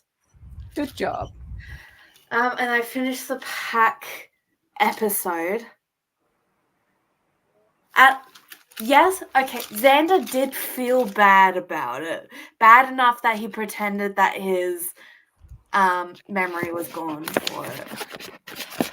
So at least there's that. And he didn't eat the teacher. He didn't have 100% of his actions in control. Yeah. So that is better than whatever, but it is Joss Whedon, so yeah. And there was another thing. Oh yeah, they've just found out that Angel's a vampire. Yay! And I did the math on how old the actors were. Yeah. Because I was like, ew, if she's underage as the actor, she was 19 and he was 27. And considering what you've said about what's happened on set, they probably would have. Because the actor dude, he seems like a decent guy. He was back then. Yeah, so they probably would have said something back then, or it was season 1, so they couldn't. Mm. But I hope he said something. What do you mean back then? David Boreanaz had a little oopsie. What happened with David Boreanaz? The actor who plays Angel, had a little oopsie with his marital status. He did cheat on abuse her? No, he cheated on his wife. Ew. I mean, And not as bad, but still ill. Yeah, but that was after thing. That was after Buffy. Was it during Bones? Is this why you said no to Bones? It was doing Bones, and I said no to Bones because Bones loses the plot so quickly. Yeah, one thing I haven't watched Bones, but one thing I have heard about Bones is that Bones and whoever David plays get together off screen in between seasons. Yep. It's like, why would you do that for something? We also reenact Jesus's birth in an episode, and we have my best friend got killed and I am scared of a serial killer doing the same thing to us sex, which results in the Jesus birth 9 months later. Yes. So the story is there is a serial killer out there. Okay. And he's threatening the team, and he actually, with a sniper rifle, shoots a member of the team in the giant lab they are in. Yeah. So Bones gets scared, and Booth is scared for her, and they agree that she is spending the night at his place. And they have sex. No, it gets worse. He starts off with sleeping on the couch, but she has a nightmare, so she asks him to cuddle up in bed with her. We don't see anything, but that is the season finale. And the next time we see her, she's pregnant with his baby. Right, And yes. And that baby isn't the actress? The actress gets pregnant, and that's why they did it. But they could have done at least done flashbacks to it. But I hope they don't. They don't. And by the end of the season, which is like 9 months later, they are caught in they want to go from A to B, but they are caught in a storm. And she goes into labor. So the best thing Booth can do is find like a random farmhouse, and they have to go into the fucking barn. And she gives birth to their daughter in a fucking barn in the middle of a night during a storm. Oh, fuck that. Okay, I'm glad. I'm suddenly glad that you said no to Moan. Yeah, and that doesn't even include the madness that is Booth basically shooting his own brother because they are undercover and they cannot have their cover being blown, so he has to shoot his own baby brother, which, by the way, they were physically abused as children, and he was getting the hits for his brother, so his whole life he protected his brother, and now he basically shoots him, and then he doesn't get to bury his brother because they have to burn the body because he's still running undercover. Wait, and he killed his brother? He has to burn the body of his brother and cannot mourn him because he is still undercover. No, fuck that. And then the season after that, they basically dismantle the whole U.S. government because of a deep-running conspiracy theory that ends with the Jeffersonian, which is based on the Smithsonian, being completely destroyed in a bomb. Like, that is why I didn't want Bones in there, because it is 12 seasons and it goes off the rails so quickly. The first 4 or 5 seasons are okay, but after that you just lose the plot completely. Isn't this a series about cold cases? Not necessarily cold cases. Basically it's a crime drama where they solve murders of people where the body is too damaged to do a normal autopsy, so they bring in a anthropologist who can analyze the bones instead of doing an autopsy. Yeah, it's like burn victims or very old corpses or stuff like that. How does it get that out unhinged? Because David Boreanaz at one point became a producer, and that bitch loves his action movie thing. He has the same thing that the Oren Strand guy has.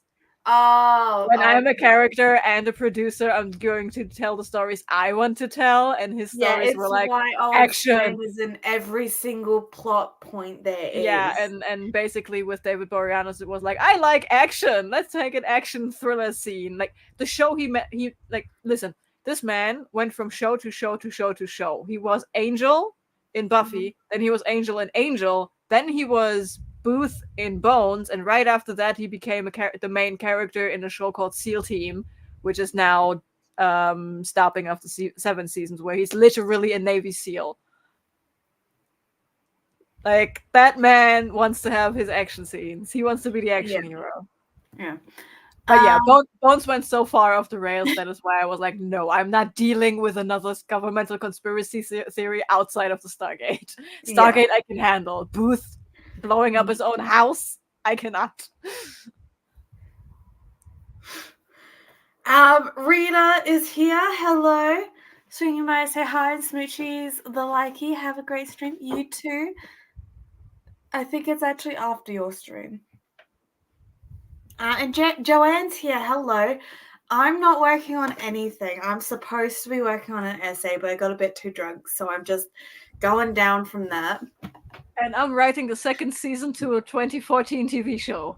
Mm-hmm. By the way, I'm pretty sure I landed on a certain watch list now because I Googled a couple of things about submarine fiber optic cables and where they are vulnerable. That is a mood. The amount of watch lists I have ended up on because of shit I have written.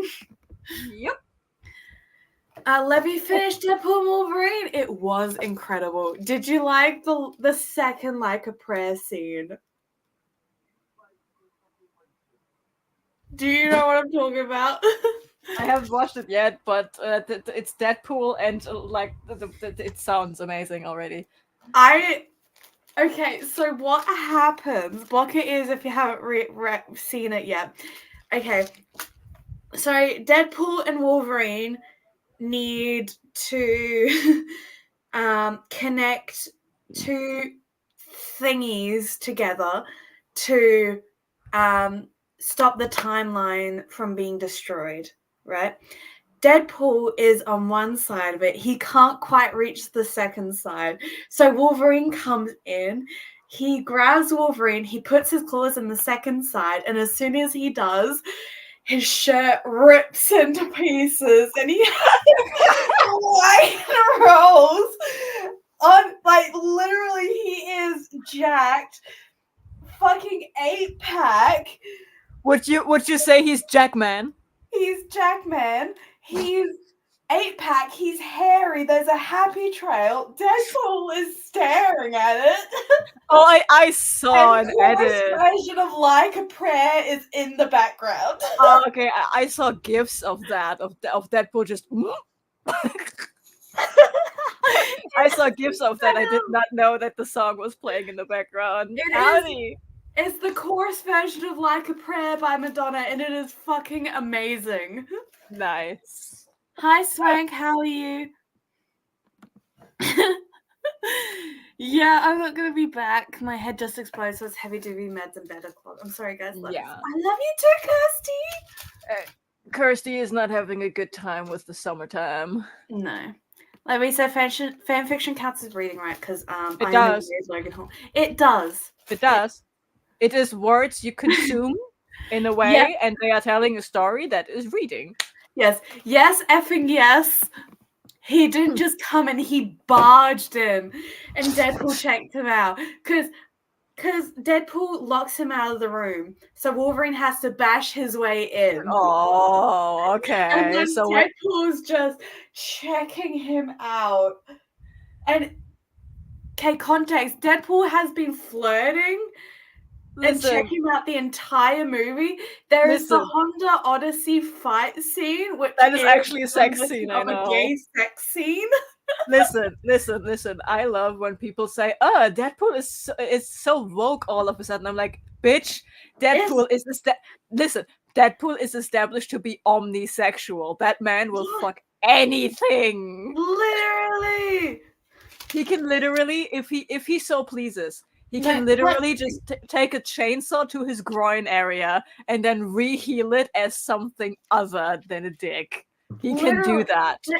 It's shown that he isn't just flirting for flirting's sake. He is actually really into Wolverine. I mean, duh. It's Hugh Jackman. It's so Jackman. good. You need to watch it. Yes. When you call my name, it's like I'm down on my knees. I wanna take you there in the middle. I can feel your power, just like a prayer. I wanna take you there. Welcome to Bad Karaoke with James. What? Welcome to Bad Karaoke with James. Yes, and the scene right before the scene, couple banter, and the scene afterwards. He has risen, baby girl. Fuck! And I don't want the world to see me, because I don't think that they'd understand when everything's made to be broken. I just want you to know who I am. I love the fact that Kirsty is missing the best part of the stream every single week on a consistent basis. And I've sobered up since. So, like, this is not 100% sober. This is more sober than before the stream. Yeah. Before the last sprint. Yeah, no, but that was exactly like last week. You sobered up for the last part, and then we just explained the sibling verse. Yes. Yeah, I think technically he's pansexual, not omnisexual. No. They there is a comic where it is declared he is omnisexual. Okay. He will fuck everything if Yeah, it he- gives him consent. Yes. Literally the Jack Harkness rule. Yeah. And he can change his own physical sex if he so chooses to. Yeah, I mean, He there's can cut it Lady off Deadpool. and heal it in a different way. He can do that, and is canonically proven he has control over that. Also, Lady Deadpool Yes. is Blake Lively. Kid Pool is his daughter. Baby Pool is his son. Cowboy Pool is played by Matthew McConaughey.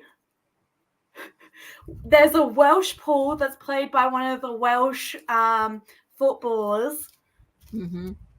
There's this, and there's Nice Pool is played by Ryan Reynolds, but in the the credit scene, he's Nice Pool is credited as Gordon Reynolds, Mm-hmm. who is Ryan Reynolds' fake twin brother.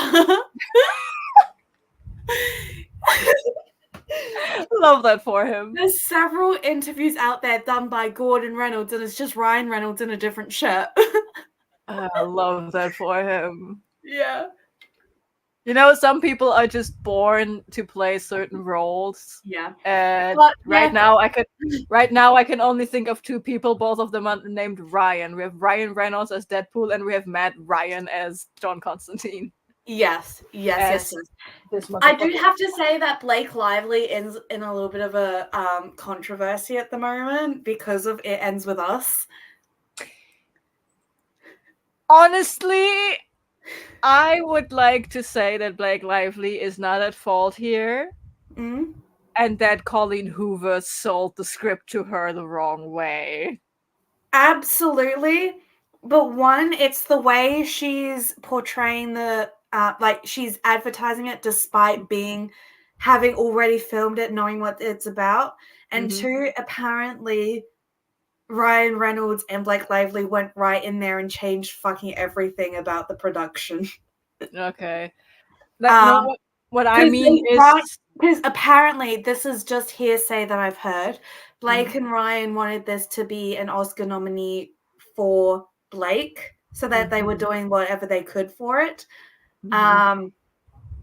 So Justin, who plays Ryle and is basically the only person that's advertising the movie correctly, and he's the one that plays the abuser, right?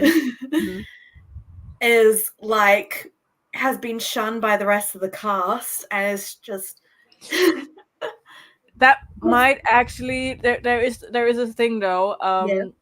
Actors can have in their contracts a clause that only allows them to advertise a movie in a certain way. Yeah.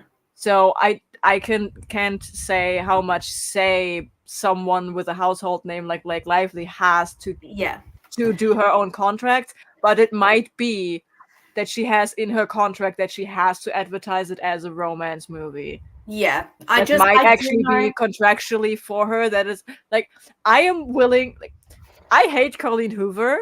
So for me, she's a fault. Period. I have read It Ends With Us. I have read It Starts With Us. Oh god. They're both very bad. And they were advertised. The books themselves were advertised as romances, despite being abuse stories. All of I can see that it being in her contract as being a romance story when it's not. But all Colleen Hoover books are advertised as romance novels. Yeah. And I'm just slap romance thriller on a couple of these, like November 9th, the one with the burn story. November 9th. Yeah. Fucking make it dark romance. Make it dark romance. Make it a thriller romance. Then it would work. Yeah. But they are advertised as normal romances where I expect a healthy, and cozy also they're relationship. Just badly written. I know. As Verity, that was done as a romance thriller. It was, but it is so bad. And it's the main character, Lowen, is written as the good guy, despite her not being the good guy. Dude, ever since I read the line, like without context, but you don't need context to think this line is incredibly bad for so many reasons.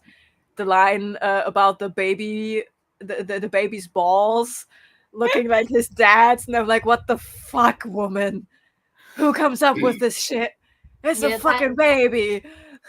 That And what's it one doing in my house? is- Oh, I forget which one that is. That's not November 9. Ugly Love. I don't care what it is. It's That was wrong, is Ugly what Love. it is. Ugly Love is so bad. I haven't It's read that one, but wrong. I've seen so many reviews and stuff going through it. It was like, oh my god. Like it's just wrong. Period. Yeah. It's just so badly written. But like I do see that, and I don't think that Blake and Ryan are as bad as the bad guys as everyone says they are. Yeah, no. I think there is some contracts and promotional material that they just have to do it like that. And because it's a book adaptation, Colin Hoover would have more say in it than most things. And specifically when you say there's this one guy in the cast that is being shunned and he's like the one that is advertising it in the right way, that lets me think that everyone else has that in their contract and they are now distancing themselves from that guy because that guy might be liable for being sued. Yeah, I just think people are going after Blake Lively because she's popular. Yeah, she is the name. She's the name that is supposed to sell the movie. Yeah, so I think it's just one of those scenarios where people have misinterpreted it and they're going after the biggest name in it. Yeah. Like she's the face that sells this movie. Yeah. So I do think, like, since it came out, I have thought that. Because Blake and Ryan just seem like lovely people. They are lovely people. Why would they suddenly switch up for something like this? Yeah. Like that's why I lean into the whole there's a contract thing going on that people just don't know about. Yeah. But anyway. Bye, Levy. Bye, Levy. Have a nice day. We still have one left, despite it being 4:40. So.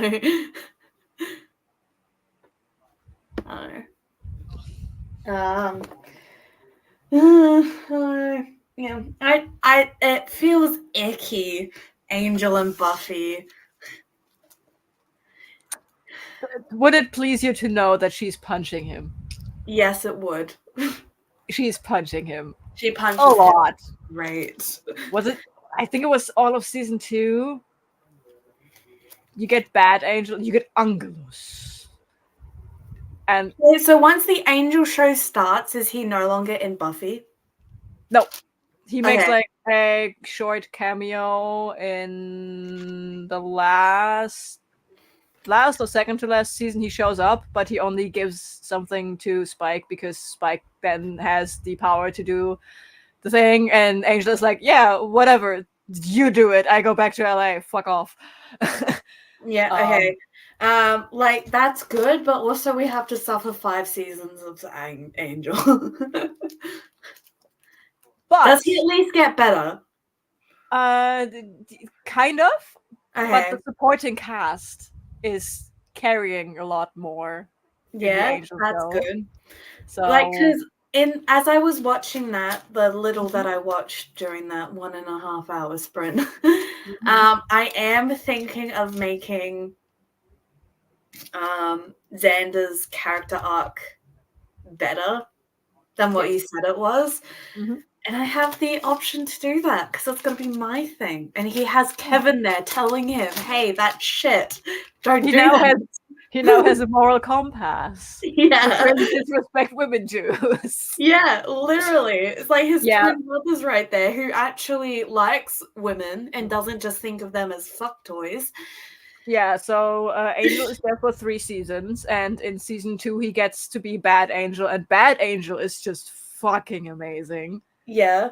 He actually teams up with Spike, and then he basically steals Spike's girlfriend without even trying. He steals Spike's girlfriend just because he can, and he doesn't like Spike. It's amazing. Spike is I like love super. Spike is like pouting about it. Like Angel is always better at doing this. I did it first. Yeah, but Angel did it better. And Okay, Angel's well, like, yeah, Spike- but I did it better. But in So- the show, So when does Buffy and stuff go to college? season 4. And is that when Spike comes in? Spike shows up a couple of episodes, like here and there in a couple of episodes. Okay. Angel leaves in season 3 after we burn down the school. Yep. And then Spike is, I believe, actually the bad guy. Like Spike is the bad guy in season 2, Yeah. together with Angel. And in season 3 he hangs around, and then I think he's gone for season 4, but he shows back up in season 5. Hey, but you said that he and Buffy don't meet until she's an adult. Well, they meet before, but they never get to get, like, he is strictly on the bad guy side. Like they But are. he doesn't become a good person until Yes. after she's an adult, and then they start. He's the They're only whatever they feeling, the only feelings he has for her before she turns before she's an adult is, I want to kill her. like absolute rage and hatred. Yes, like he's literally, oh, you are a slayer and I have killed slayers before, you are going to be the next slayer I kill. Yes. That is literally all he has for her. And then later on, because they have to work together here, they have to work together there, and then it's like, the fuck off, but we have to stick together. Like, oh my And god, you turned me good. No, worse. Oh god, you made me want to turn good for you. Oh, And then it backfires. I love favorite- that. My favorite story arc for Spike is when he is living in the cellar of the school and has completely lost his mind because he got his soul back. He has his soul back like Angel? Yeah, but Angel was cursed with it. Spike went and tried to get it back for Buffy. Then he gets it back and he turns completely insane because of all the bad shit he did. And then Buffy shows up and is like, you got your soul back? And he's like, yes, I did it for you. You like vampires with souls, right? And it's just like, ew. And he's like,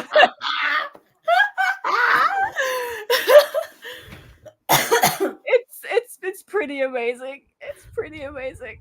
Yeah. I think that was our last one. Just because it's getting late. Yeah, we're also already coming up on 7 hours of streaming. Yeah. So that was our last stream. yeah. But it was Surprise! a year and a half, so Yeah. I don't think I'll be streaming next week. Okay. Just because I'll need a break. Okay. But we can still chat. Yeah. Yeah. we can video chat. Ooh, wait. I gotta check something because I might be completely uninterested in any human interaction next weekend. What? Yes, it's right now it's Valorant Champions. That is like Okay. the it's like the event of the year for Valorant. And I think the final game, like the play for the cup, is next weekend. Let me check. Oh, yeah. And that is usually like the game starts at 9 a.m. and it can go up to 6 hours. Yes, nope, nope. Next weekend I'm not gonna stream either. I have to be a sports chat about esports. Esports chat. Yes. Yeah. So fits perfectly to take that day off from streaming. Yes. Yeah. So I'm gonna not stream next week. Yes. Question, Yes. because I may be about, well, like in the next couple of weeks, maybe ready to actually start writing this. Do you want to have the first draft editions to read over, or Yes. yes? And I will also send you the first drafts of my shit. Yes. Nice. So what my plan was every episode when I finished it would send it to you. Mm-hmm. You would do any edits or whatever that you see, I would go over it again, Mm-hmm. and then it would go into the vault until I'm ready to Nice. to post it. Nice. That's like kind of the beautiful thing about me adding these final seasons and shit, though. I technically could post them the second they are done. Technically. But since we are adding it into the sibling verse, Yeah. you can't post it until I've posted it. Yeah, but here's the thing. Intelligence, I actually could. Because the only connection we have for intelligence is the fact that they chat with Cheyenne Mountain on occasion. But also, because I am doing it, you can't post it. Yeah, true. True. So I probably shouldn't read it until after I watch it. You would also probably have some trouble understanding episode 3, 6, 9, and 12 without the context of season 1. Yes, so... Where is it in the list? Let me go into Boop. 2014. 2014. It's 2014. I am in 1996. I know. Why am I bothering with the outline? No, but you have 4 years to write it, at least. Listen, What's it called? Intelligence? Yes, Intelligence 2014. You have to put the CBS 2014 to it because there's another show that just came out and it's like a British comedy bullshit thing with a similar presence, a similar premise. Oh. Yeah, that's fair. No, it's not fair. It's horrible. I don't want to have a comedy thing mixed up with my masterpiece of a second season. I know, and by me that's fair. I'm gonna have to put in 2014 at the end. Intelligence is right after Primeval New World. So you go from time traveling dinosaurs in Canada to a guy with a microchip in his brain, working for US Cyber Command. Yes. And at that point, because let's see how many shows are in the 2013 to 2014 line, okay? We have All 1, of them. 2, we have a movie, 3, 4, 5, 6, 7, 8, 9, 10, 11, 12, 13, 14, 15, 16, 17, 18, 19, 20.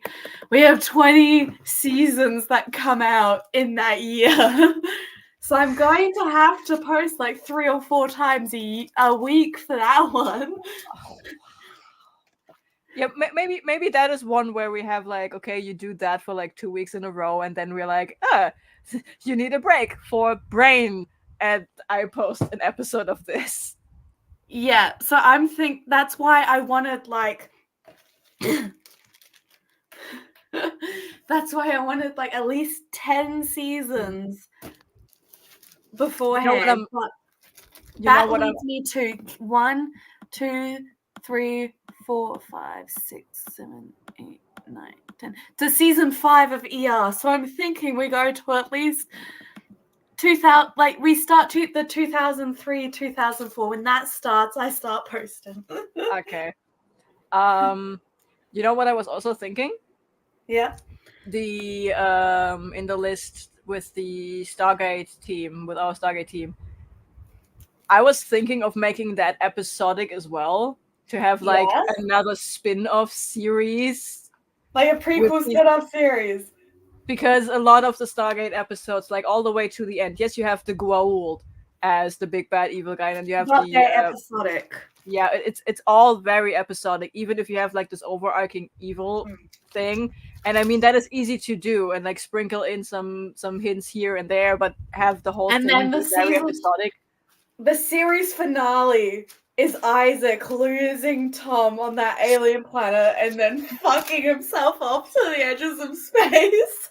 It's either the series finale of that, or it's like the season 1, 2, 3, whatever the fuck finale, because we were thinking of having yet another Stargate team. So I was thinking, okay, what if just half the team goes missing and we refill the team. And it's like the same team, just different people, because they just keep losing. Because they do that in Stargate.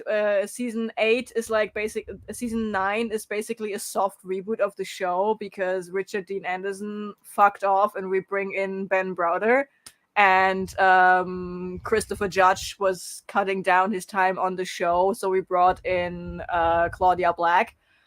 So we had like a soft reboot of the show, and I was like, hey, we can do that too. We can just replace people in the team.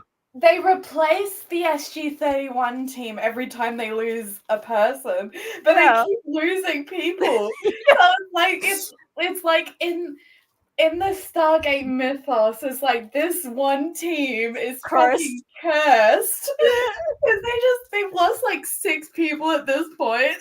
Oh right, okay, listen, there are 3 running jokes in Stargate. Yeah. 2 of them are tied to on-base people. One of them is a guy that just constantly is yeeted around and breaks his arm.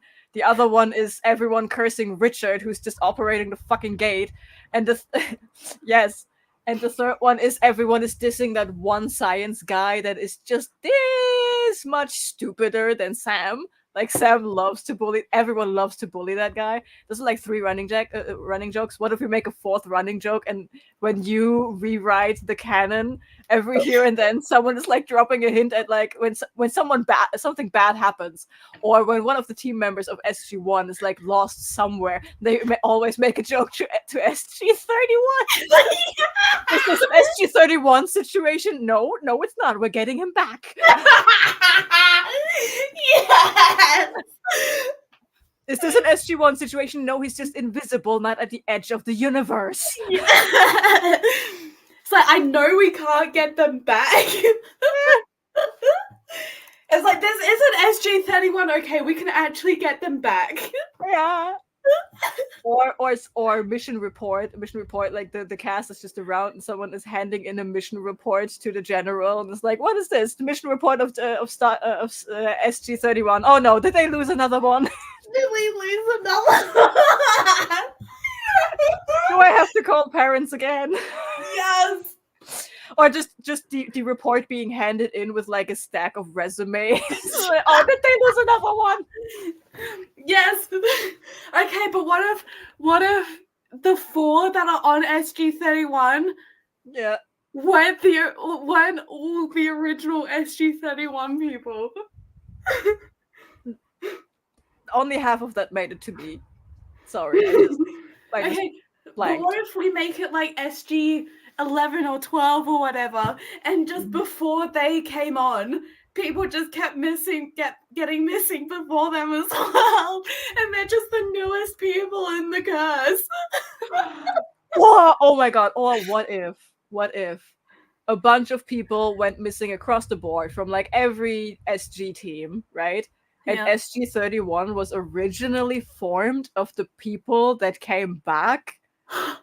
Like, let's say SG-11, 4 people, 3 of them died or get missing, and 1 is like left, and they keep him like around until there's a new team to be formed, until they are like 4 people, and then they make a team out of that, and then another member goes missing, and they just replace it. And at some point, we have the cast that we plan on having. Like, damn it, do we miss another one? It's like rotating cast.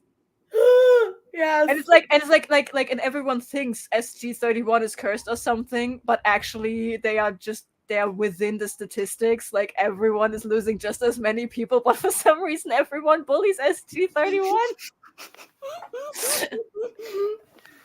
SG-31 lost a guy the hardest with like being yeeted into a different galaxy on accident.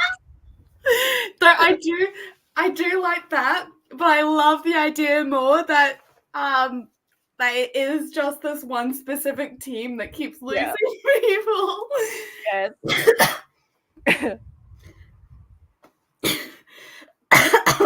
But yeah, to get back to my original point, I thought about making SG-31 another like show. Yes. Very episodic. Do it. Yes. Do it. Yes, I will. Good. And then that's something we can post while I'm doing one of the hiatuses. Yeah, it's like, okay, we have taken hiatus from the actual canon. Have a replacement show in the meantime. Yeah. It's like James needs a fucking break. Yes. Here's this instead. Yes. It's mandatory reading. There will be a test at the end of it. How many people did SG-31 actually lose? Numbered right now. 9. Oh my god, the fun I could have with like episode titles, like Another One Bites the Dust. There goes the crackhead that I see each morning. There goes the crackhead that I see each morning. or oh my god, I could do the Groundhound Day joke with like, and another one next chapter, and another one next chapter, and another one. And it's just 3 people in a row getting yeeted. That was fun. Do it again. Yeet. Oh my god. You know what the magnum opus for that one would be? What? An actual Groundhog Day episode. Yes. Yes. And they can only get out of that time loop by not losing anyone. Yes. And every single time it goes through, it's a different person getting lost. Yeah, for different reasons. For different reasons. And that would actually work because we have a Groundhog Day episode in Stargate where Yeah. O'Neill and Ti get caught in a time loop, and it starts with O'Neill eating like Fruit Loops every morning, and Tialk's time loop starts with him getting a door smacked into his face.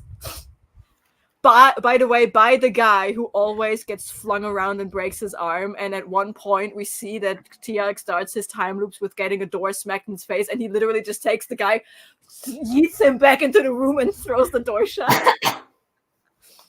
It's amazing. I fucking love that. We're gonna have so much fun with this. I just need to Yeah. get through and watch them. I mean, I'm already having fun ending up on multiple watch lists because I Google how to kill the internet for all of North America. And literally, okay, with the ones, what if John's disappeared sister ends up on a Stargate team and is yeeted out? 2, what if you do like a couple episodes of each of these people in their new places? Oh, totally. We have like slice of life episodes every now and then in the Stargate season. I totally do. I also will probably do like some Easter egg episodes where they are actually out and about and not doing Stargate things, and they, for example, meet their families or something, and a random twin shows up. John, what? Or like name dropping someone, you know, like there's an episode where a character goes to a high school reunion, and I'm like, okay, like I could write a high school reunion, and they name drop like, hey, where's your brother? Blah. We don't talk about Bruno. Literally in the Horse Girl episode of Leverage, I'm planning on having his ex-fiance mentions like, do Alex, like, does Jacob know that you're here? Yeah. Is Jacob still there? It's like, does Jake know that you're here? And Elliot's like, no. And you're not going to tell him. Like, oh my god, and you can reverse sweep that. Like at some point, just like the Jake just comes back home and is like, hey, did that issue with the horses ever get solved? He's like, yes. How did you solve it? Internet. Yeah, it's like, oh, I have a cat fan. Cute. Yeah. And he goes out like that. Cat And bot. he's looking like that. Cute. And it's a cat. It's a kitty cat. Yeah, we're gonna have so much fun with this. Like, I'm already having fun watching it. I'm already having fun coming up with this shit. Yeah, but like I can't start my fun until I actually start writing it. Sounds like a you problem.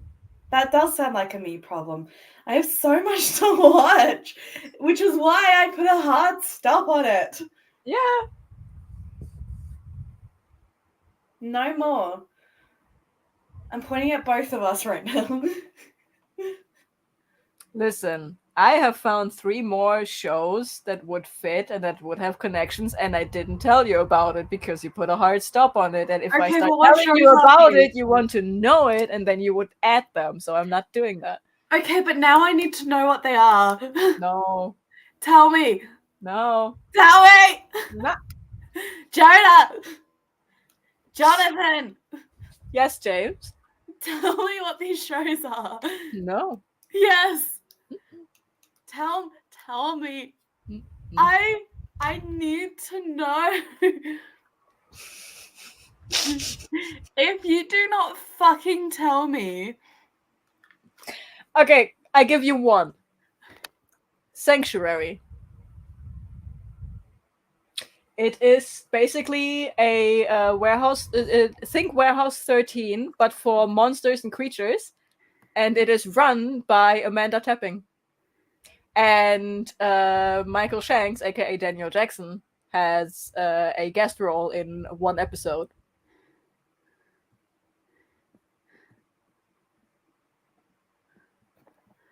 Okay, but there's only 3 seasons, so I can do that. No, stop it.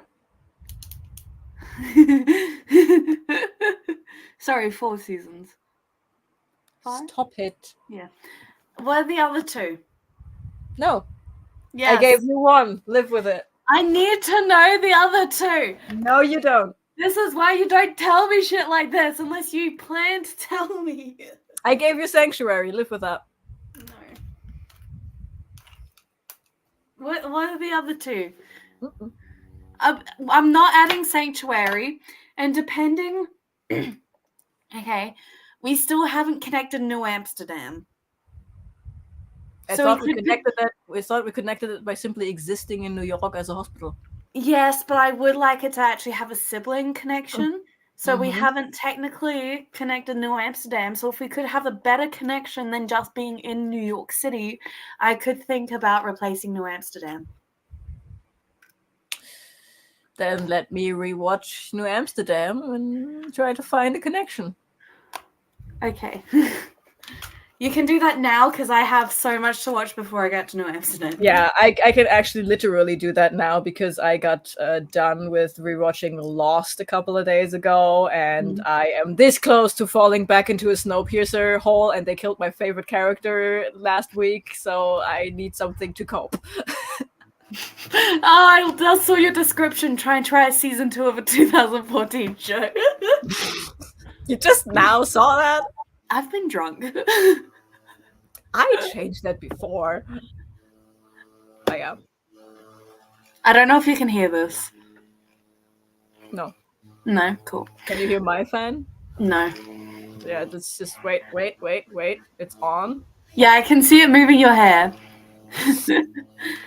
But I need to know what the other 2 shows are, man. That's not gonna leave my head. I mean, another show that I wanted to that would be very easy to connect because I rewatched it just recently. I saw all of the fucking connections is Lost, but I told you already I'm not. Well, we going said to do not to that. add Lost or Once Upon a Time or Eyes on the or Yes, some of because those. like Lost is lost the plot. Trust Yes. me. Time traveling in Timeless is way easier to understand whatever's going on in Lost. And the other one was I saw that yesterday in I watched like 3 episodes of Person of Interest, and in all 3 episodes there was someone we had already in the sibling verse. I'm not a fan of Person of Interest. See? Problem solved. We're not doing Lost because I refuse. We're not doing Person of Interest because you don't like it, and I gave you Sanctuary to think about. And we're not doing Game of Thrones because I refuse as well. No, we already said we are going to put that into the Star Wars bubble because But also when you first did it, when I first mentioned it, I was like, no. No. Yeah, but like I have two hard no's, which are Bones and Lost. I'm just Yeah, not I've got doing them. a hard no, Game of Thrones. I was not interested. But we should end this stream. Yes. Because we are still live. Yeah. Thank you everyone for coming. I am surprisingly more sober.